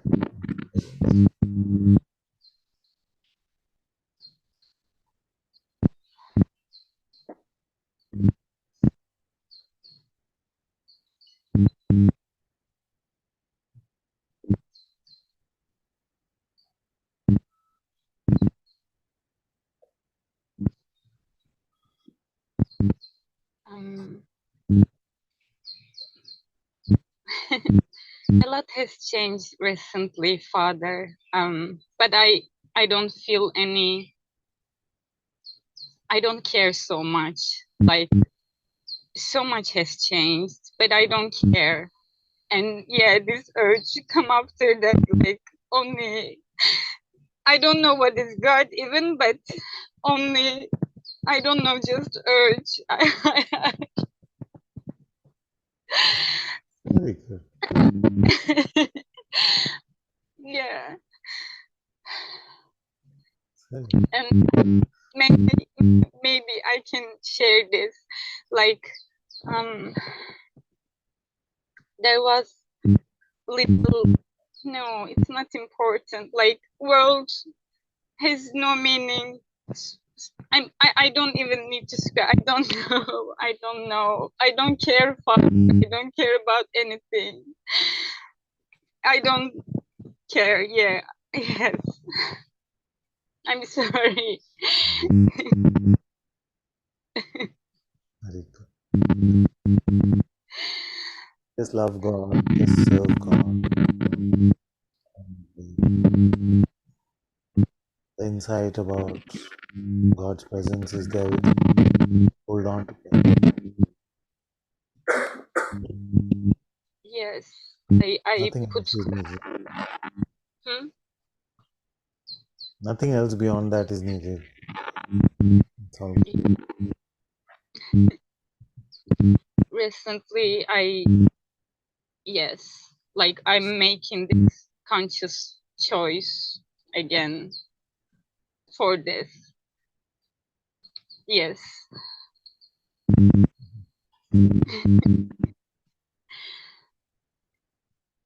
very all my love. Yes. Thank you. Go to Karunamai.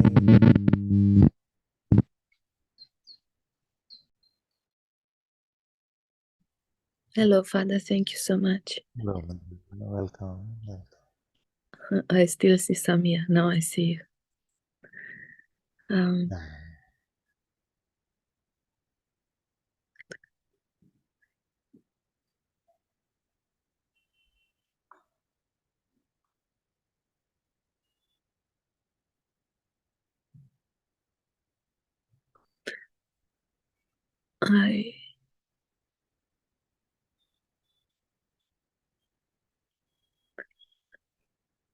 I don't know what I have to say.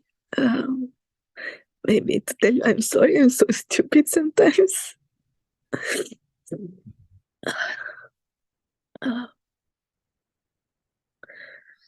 Today is that kind of satsang a little bit. It is that kind of like kick up and wake up type satsang a little bit, so it's fine.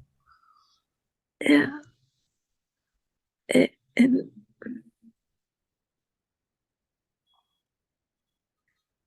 maybe I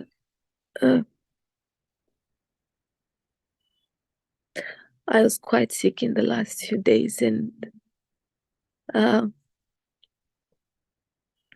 I couldn't lie. We got COVID, and I couldn't focus on any sort of practice. Like even breathing five times was hard. But I resisted the temptation to ask for a blessing for health, which is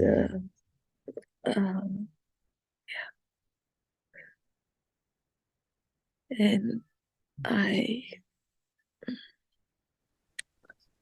whatever you can worry about, it's good to pray instead. So if the resistance to asking for the blessing for health was because there is no concern about it as well, then it is fine. But if you're going to spend time being concerned about it, then it is better to pray about it. Because the mind stops us from doing that, because it says you cannot go to God or Guru with such a small thing. Yeah. But if you're going to then take time and be concerned about it and worry about it, then it's better you give it to the Guru. It's better if you give it to God. Thank you. I did pray by myself. I was more like I didn't find appropriate to ask you or Guruji for help. Then how did you pray? Sorry?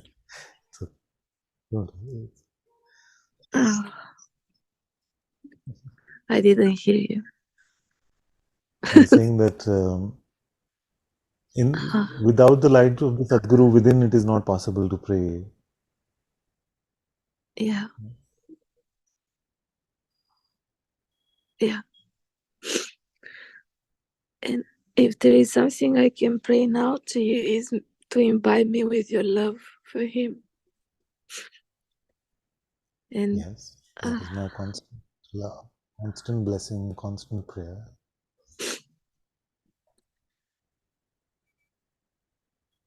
and there's the ability to fully surrender and offer up this life to him Yes. Yes.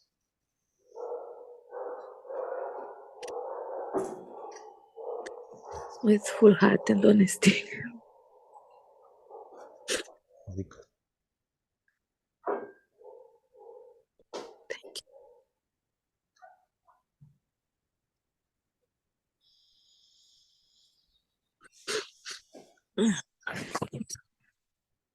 Thank you.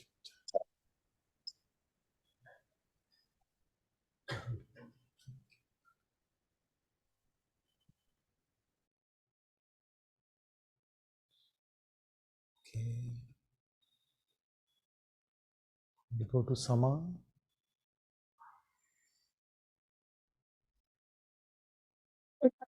Audible, sir. Namaste. Hello. Thank you. Very welcome. I don't know what to say. Take your time. Don't worry. Don't worry. Take your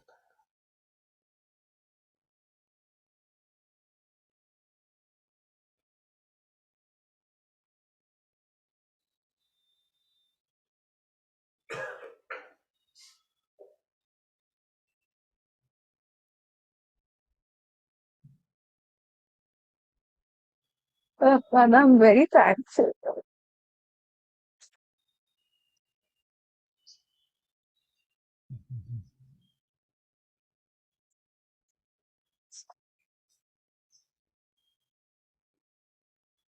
Don't worry. Don't worry.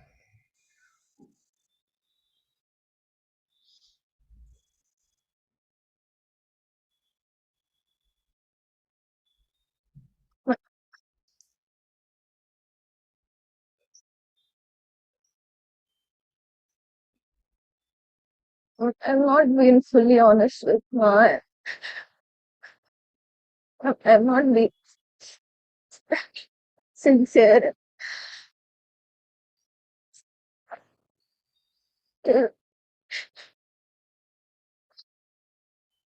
So, apply with the kindness.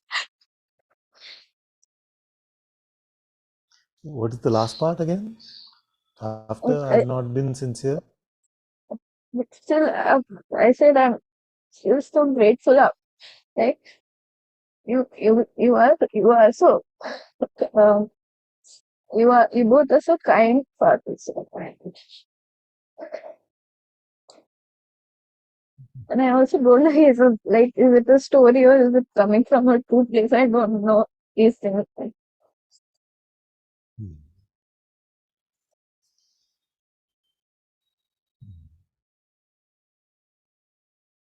Why do you Only feel God. that you've not? Why do you feel you've not been honest?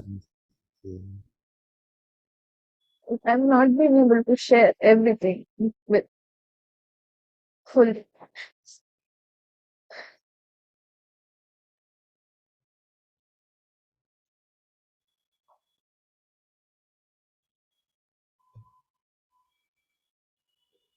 I will go weak for it. Hmm.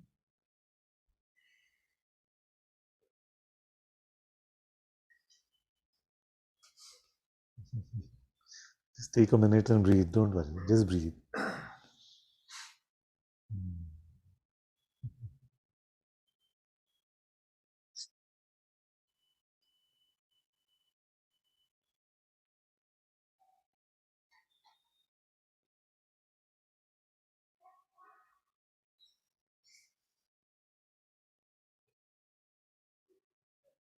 ऐसा लगता है जैसे I'm not made thought, listen, like,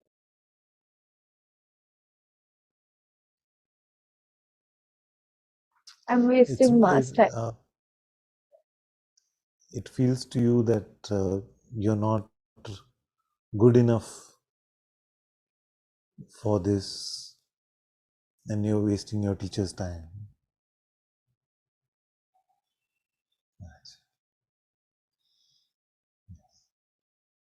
So what is option number 2?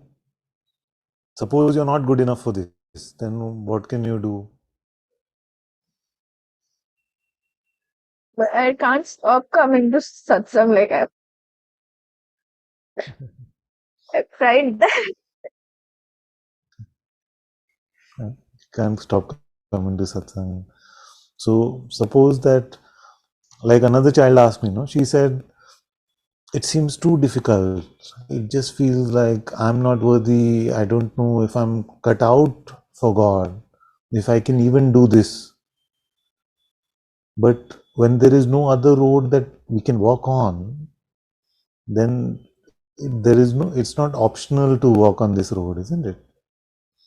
In the sense that I've often said, and these days especially I've been saying that our life is a zombie life. It is a dead life without God's light, isn't it? So the option is, if we are going to live, then we have to live in God's light. If we have to live, we have to find God. Now, there is no better way to find God than to follow the guidance, the way of the teacher, the way of the master, isn't it? So unless the master has told you, the teacher has told you, you cannot come to satsang, then you must latch on to it, keep it latched on for dear life, because there is no option. It's like you can't say I'm not cut out for oxygen, है ना? मैं nitrogen में जी लूंगी, I'm not really cut out for oxygen. Can you say that? Can't say that. No, you have recognized that God is the lifeblood of our very existence, and to live a godless life is to live in hell. To live a life without God is not to live at all, is to be dead. You see, so we die, we continue to be dead for 70, 80 years, and then we die, which is not to have lived at all. You see, now God has sent you a messenger, a servant of God. So unless that messenger said that my message is not for you, or I am not in service to your living in God's light, it is not it's not up to us to judge whether we are right for this or not. It's not like we have any other option, isn't it? So then what happens is, then we stop living as if we are like in victim mode. You see, because even in this, where we are being self-deprecating, you see, where we are saying, oh, I don't know whether I'm good enough and all of that, but we are just dwelling in this victim sort of mode. Huh? So we must snap out of it and make everything about God. You see? So if you found God, then you must live in God's light. If you haven't found God, then you must trust the master who is telling you that God is right here.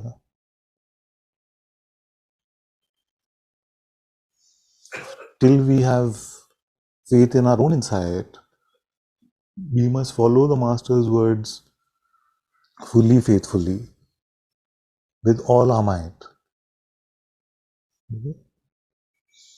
And if you try to hold on to something of yourself, if you try to balance it out and say, this is my life and this is God's life, you see, and you try to do all of that, then it doesn't work out, and it becomes a greater struggle than just trying to lead an individual life.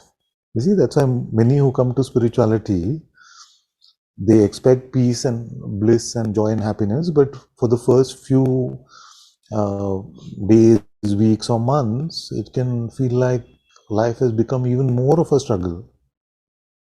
It can feel like that because we are trying to still hold on to an older way of living while trying to include a newer way of life into that, which doesn't work. So, so whether you're good or you're bad, you must hand it over to God. Let your life with full integrity become God's life. What are you scared of?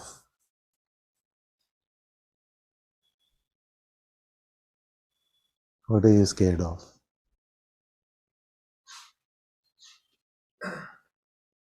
No, I'm literally asking, not rhetorically. Oh, did you go on mute? No. No, I can hear you now.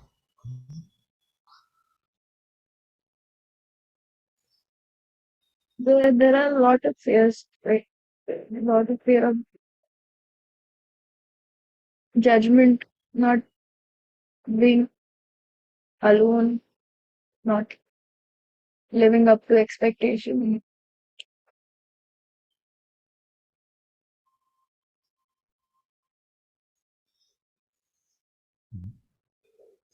If you're going to fear, then fear only one thing. You don't need to fear anything, but if you're going to fear, then only fear that it is possible that you may spend your whole life away from God, that you will have a godless life. That is the only thing that if you are going to fear, then you can fear. All the rest is secondary to that. All the rest comes after that. Whether people like you, they judge you, that you are left alone, lonely, all of that is irrelevant because the one that we are so concerned about is going to die tomorrow, is as good as dead today. So all this concern about the dead is not needed.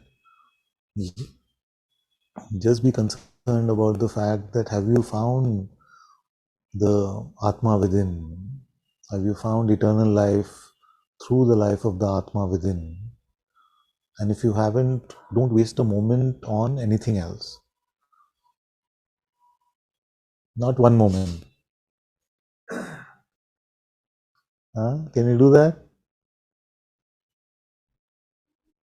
What is going to be the only what is going to be the only important thing in your life?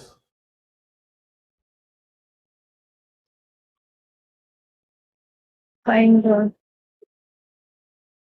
Find God and to live in His light. Do you think it is? Do you think it is worthwhile? It's a worth it project.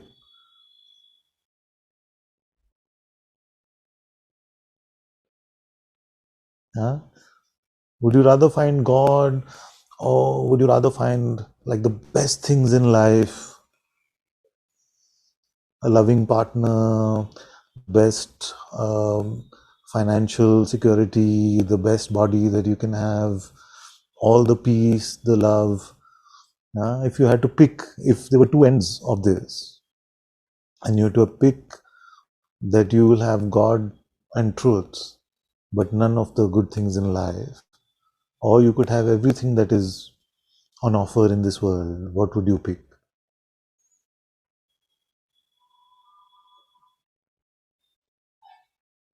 Still not sure, sir. So that is what you need to contemplate. No? You need to contemplate that and say, if this is still about finding love and relationship, or this is still about feeling companionship and not feeling lonely, then how long is all this game going to last? And we may have an illusion that we are very young, but anything can happen. We may not wake up tomorrow. And then if you are face to face with God and God says, how have you spent your life? Are you ready with that answer?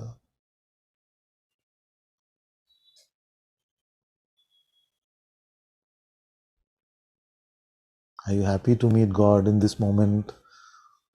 Are you happy to face God and say, this is what I've offered to you in my life because of my love for you? because of my gratitude for every breath that you have given me.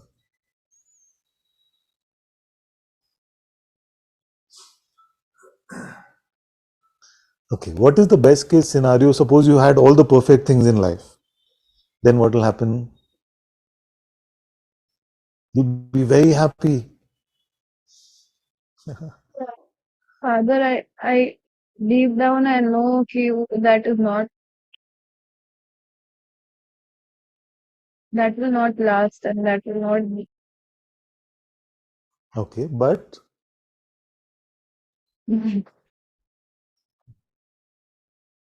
if you know, then you would have dropped it. So there must be a but somewhere, no?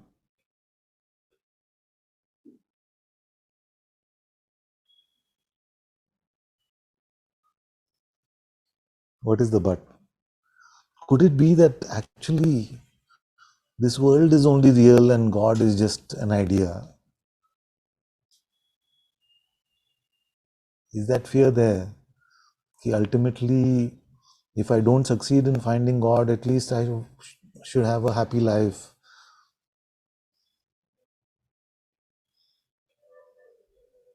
But you can't hedge your bets in this game. You see? Because that doubt will hold you back from leading a true life. If you try to, that's why I'm raging so much against this whole notion of balance. Because if you don't hand over your life to God, God will not live as your constant presence. If you try to say, oh, the spiritual aspect of my life is just one aspect, then that is not true devotion to God. That is actually just a feel-good method. So you have to really spend a lot of time in contemplation and really contemplate what is your life for? What is it that you really want? No? I came across this one line today, which I shared in family groups also, where I said that the best way to fail is to succeed at all the things that don't matter. Can you meet this sentence? So the best way to fail is to succeed at all the things that don't matter. So suppose you've been successful, you have a happy relationship, a happy worldly life, you have all the money in the world, you succeeded at everything, and then you die. Have you failed or succeeded? So the mind offers us things and offers us ways to succeed in all the things that don't matter, but it never offers us the way that really matters, the thing that really matters, because its dominance is over them. You see, so first you have to spend as long as it takes. Answer this question for yourself truly in your heart. What is it that matters the most? What is it that matters the most? Now, if you come to the conclusion that it is God, that is the only thing that truly matters, but the precondition to meeting God, to being in God, is that Mera mujh mein kuch nahi, which means that nothing belongs to me, everything belongs to God alone. You see? But you've determined that He is the only thing that is important. That is only going to give you the courage to do it. Because otherwise, if you keep hedging your bet saying, ye bhi, ye bhi, ye bhi, ye bhi, then you're never going to have the courage to lead an authentic life in God. It will seem too difficult, and that's what you're saying, that it's too difficult. You see, why does it seem difficult? Because you're trying to juggle too many things. If you were unifocused, one-pointed, just to God, then there's no difficulty. But you're trying to live life on your own terms and follow God's will, that cannot happen. See? And this, by the way, doesn't mean that God will naturally say, don't have relationship, don't have a life in that worldly way, don't make money. It is not necessary that God will say that. But you must be open to hearing what he's saying, instead of just presuming that God will say, have a decent relationship and money and all of that. So if God says you must become a beggar on the streets, then you must become a beggar on the streets. If the Lord says you must become the king of your land, then you must become the king of your land. But you can't presume.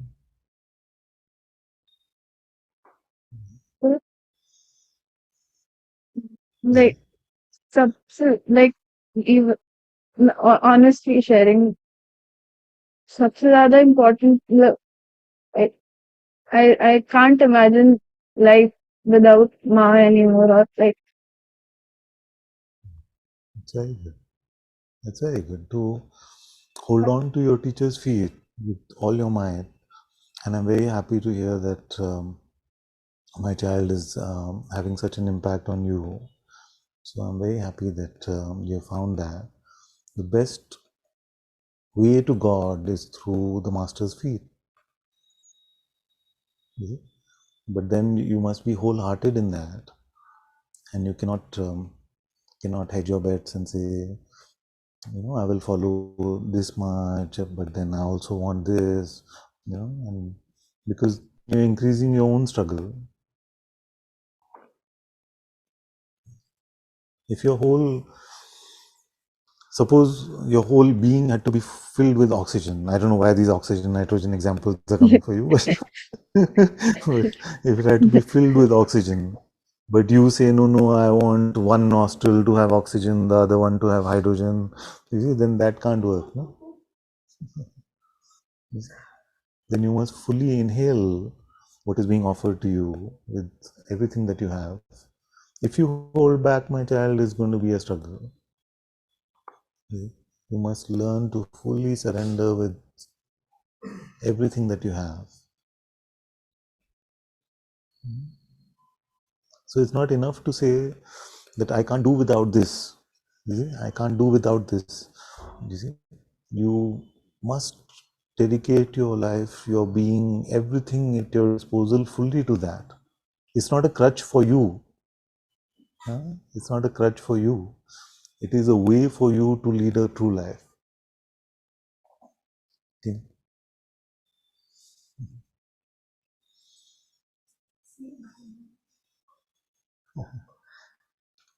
What do you come to? Why do you go to satsang?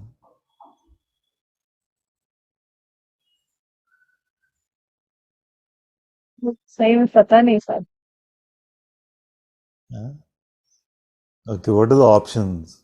You could be going because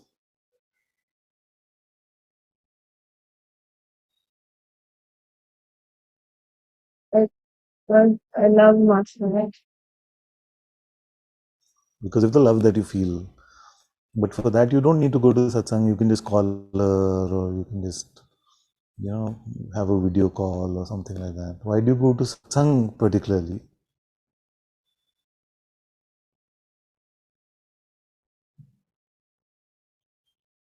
What will you get? Let me put it more directly. What will you get in satsang?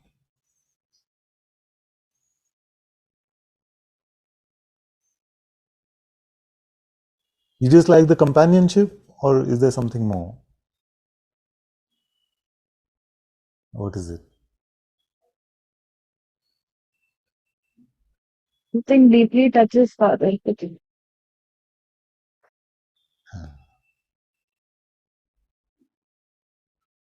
That is beyond human understanding, isn't it? So where does that calling from the heart, where is it calling you? Have you tried following it to its source? You must follow that. That is God calling you. Is it? Otherwise, there is nothing so attractive about satsang. There is no reason for any of you to come here or to go to any satsang. It is only because you recognize something that resonates deeply in your heart. Like you said, something is deeply present there. Now, the thing is that this must become the only thing. It has to become central, not just central, but the only. Are you willing to do that?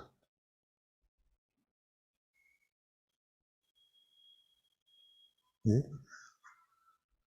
Because the most troublesome, most bothersome for any teacher is the ones who are just neither here nor there. Yeah. If you're fully cold to God, then it's okay. I have nothing to do with you. If you're fully burning in God's fire and longing for Him, then I'm at your service. I'm at your feet. You see, but the ones who are in the middle, who are one day like, I want this more than anything, and next day saying, no, but I have to lead my life and I have to, balance things out, and my family is saying, that is the most irritating. You see? Because you don't have the courage of your own heart, and you then become all over the place, and you want a master then to dance to the same tunes. Any master who's truly sharing from God's light is energized by your fire for God. You may say that I am weak, I don't know if I can do it, but truly in my heart all I want is God. Then you see that the master will sit at your feet and serve you with everything that you want. But if you are neither here nor there, little bit airy-fairy, like this, like that, you see, and just emotional but not truly from the heart, then it's not going to activate that power.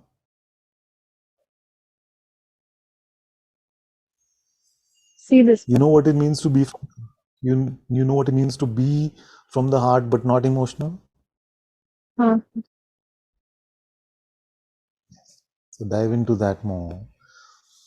So a lot of contemplation is needed, my dear. So just first contemplate what is it that you want, even if it even if it is at the cost of everything else. What is it that you want? And then go with that commitment, go with that fire, and you see that everything that your heart truly longing for will be made available to you. But if you keep oscillating, it'll be difficult.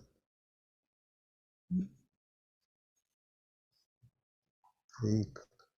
Thank you for having the Thank courage you. to come up. Thank you. That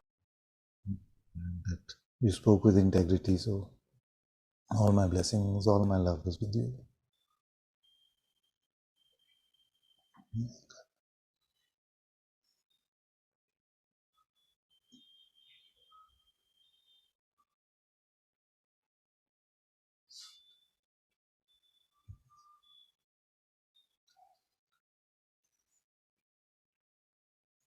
Emotions sometimes seem like they're unsurmountable. They seem like they're too difficult, and we are driven by our suffering or joy or any of that. But actually, they're a tiny aspect of your being. So don't waste your whole life just being driven by your emotions. Notice that there's a deeper place to you. Very good.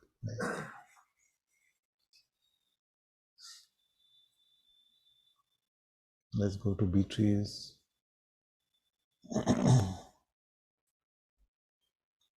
Namaste, Father. Can you hear Namaste, me? my dear. Thank you. Yes, yes. Oh, I feel so I feel so. bad.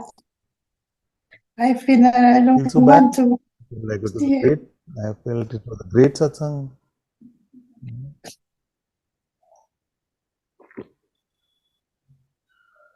Okay, what are you feeling bad about? I don't want to live anymore, Father. I'm tired. No.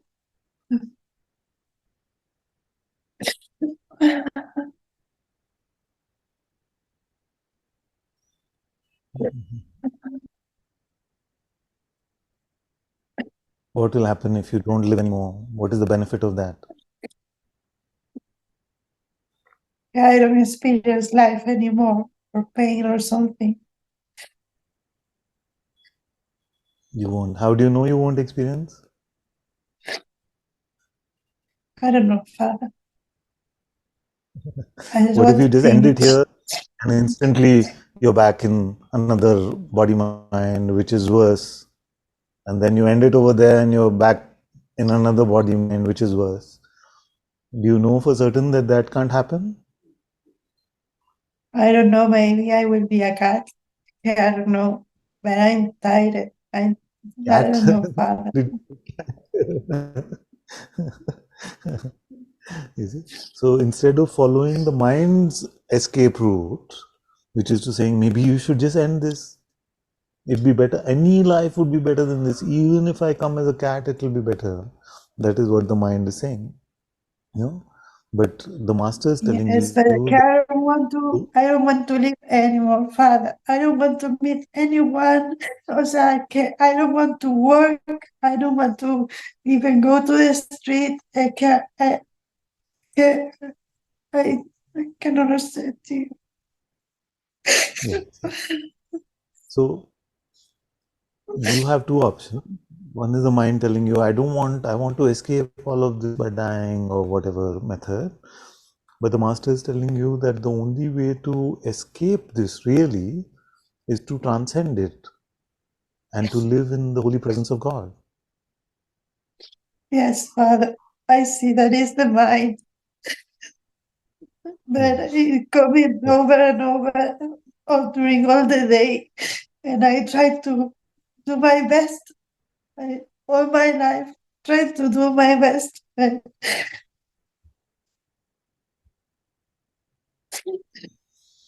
I'm tired, Trying, Father. trying to do your best in what way? In living in In God or everything, in some other every way? day, all the time, Father. Since I was a It cannot be. child. It cannot be that we can do our best in everything. We can only do our best in one thing. So that is true for all our lives. Some people are very good at doing their best at work. Some people are very good at doing their best at improving their body. Some people are doing their best in some other way. Now, what I am telling you is that you have to do your very best to live in God's presence, and you don't have to be the best at anything else.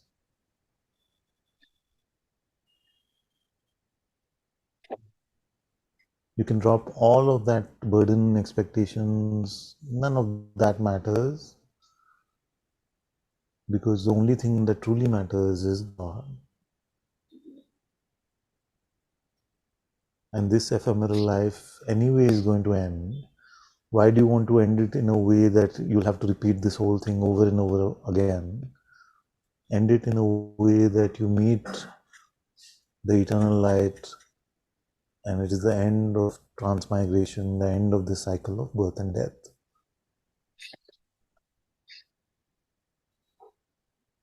Which is the better way to end it? Is To be this with mind that is coming like this, with this kind of thoughts, and it yes. is growing? It's growing. How can it grow? Can it grow by itself? No, Father, because I believe Or just keeps growing bigger, bigger, just keeps growing by itself. Soon it's this big. A super Not brain. growing. No, it grows.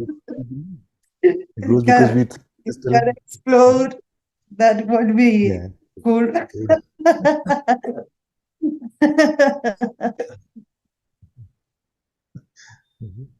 So just leave all of that, what the mind is saying. It doesn't matter what it is saying.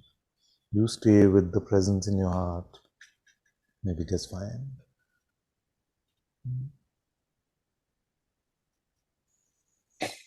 Yeah, but I have so much thoughts and doubts and So many, much, so much, so much. yes, How much? This much. much more, much. bigger, Father.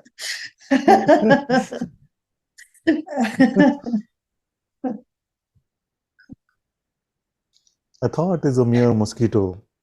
It has no power unless you make it into a dragon. You know, if the mosquito comes in your head and you think it's a dragon, and then you say, I can end it all for this dragon, but actually it's just a mosquito.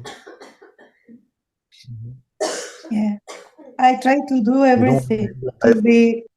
to leave it and be empty as much as possible. And but okay, I'm Show me tired. now, show me now, show me now.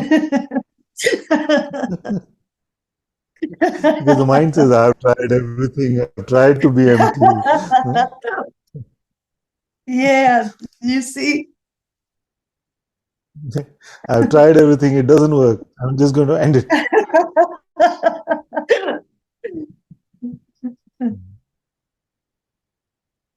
Yes. So breathe through all this mosquito noise and stay in your heart. Stay in your heart. Don't worry.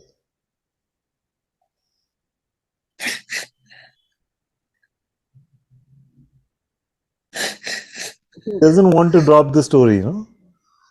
No, He doesn't drop the you story see. because it can't be that easy. It can't be that easy. You see? It can't just go away like that. I had decided. Now I don't want to laugh and No, just throw away the narrative.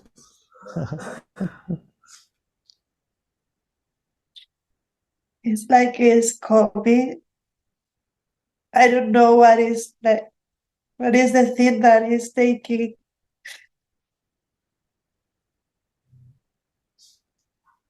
So let's think about that. Yes, please.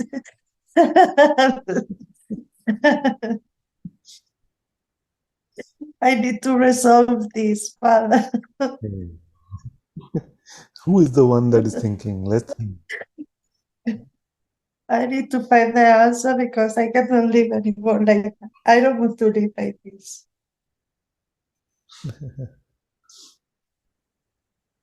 I don't make your Yes, life you about see I. Make it. before. Yeah, you see this thing before about the not serving the I and serving God, and I see this I there that want to And you die. decided to serve it. No, I see. I don't want to serve that. Then I just say that I see when you say this thing about serving God instead of this I see how this I is telling life is now say like the whole thing this. Like, as God. Say the whole thing from God's perspective instead of I's perspective.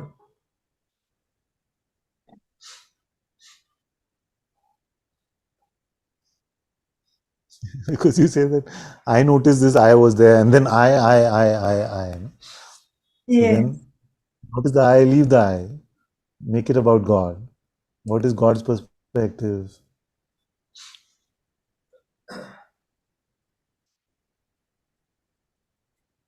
I don't feel that God have any perspective. God has no perspective.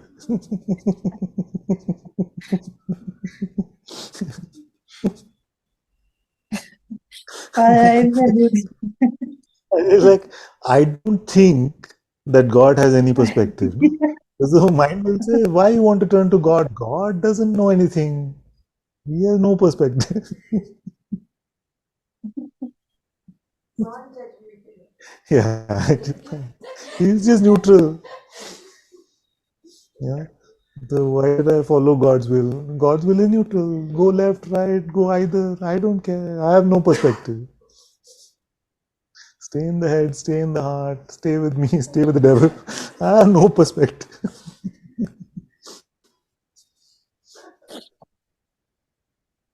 God is just like the blessing Baba, no, sitting there.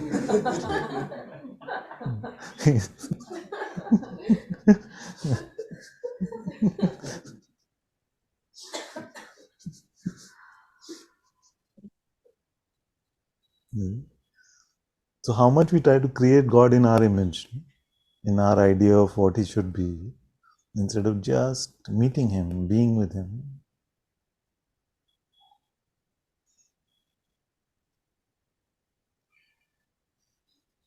Father, I want to finish with all Finish this, what? with the mind and the identification. Yes, but the I, this I, no? Yes, That's the thorn. It is saying that I want to finish with all this identification and all that, but it is made up of identification. yes, This I is identification itself. So leave it. yes, yes. This is why it's coming so strong, because I see it more and more that this is not the one, the true one. Yeah. Then if you see that something is untrue, it catches you more or less. If you see that is not true, there is no one to catch. Oh.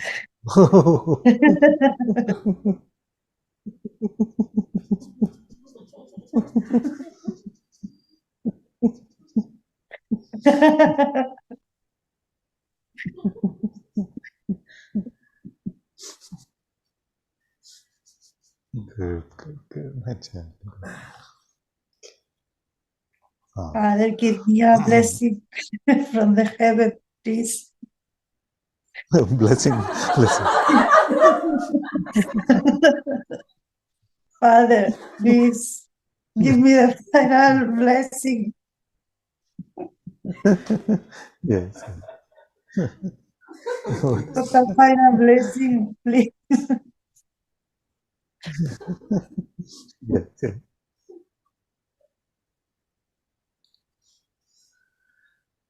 Yes, what is the blessing? I don't know, you are the master. Acha, acha. Wow, I get to pick. But I have no perspective on any of.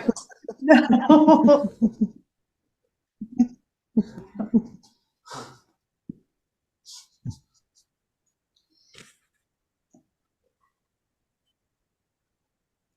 I bless you that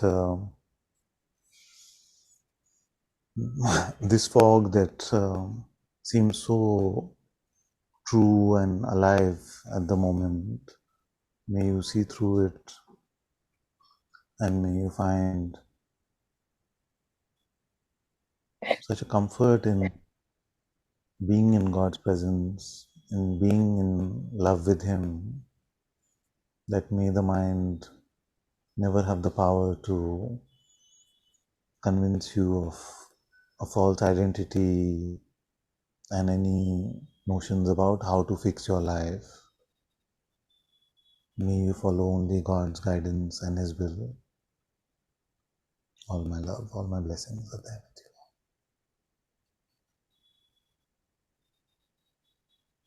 with you. Thank you.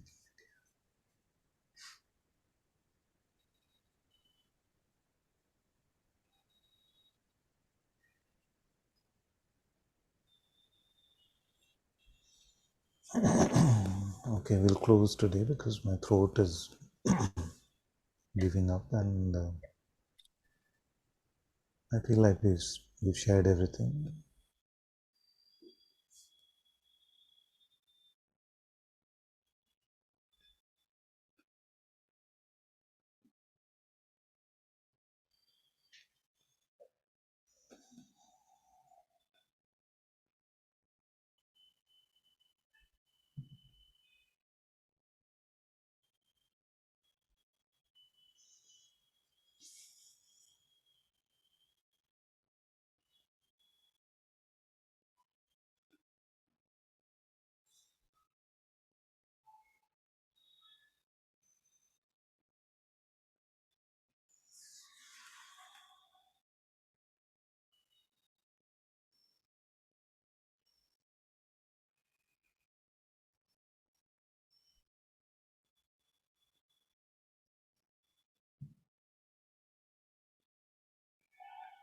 Thank you all so much for being in Satsang today.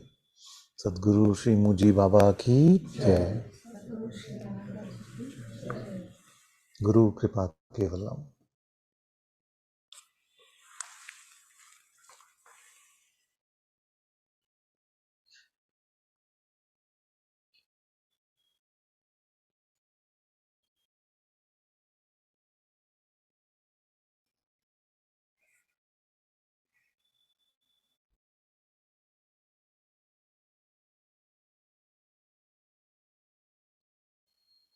Mhm.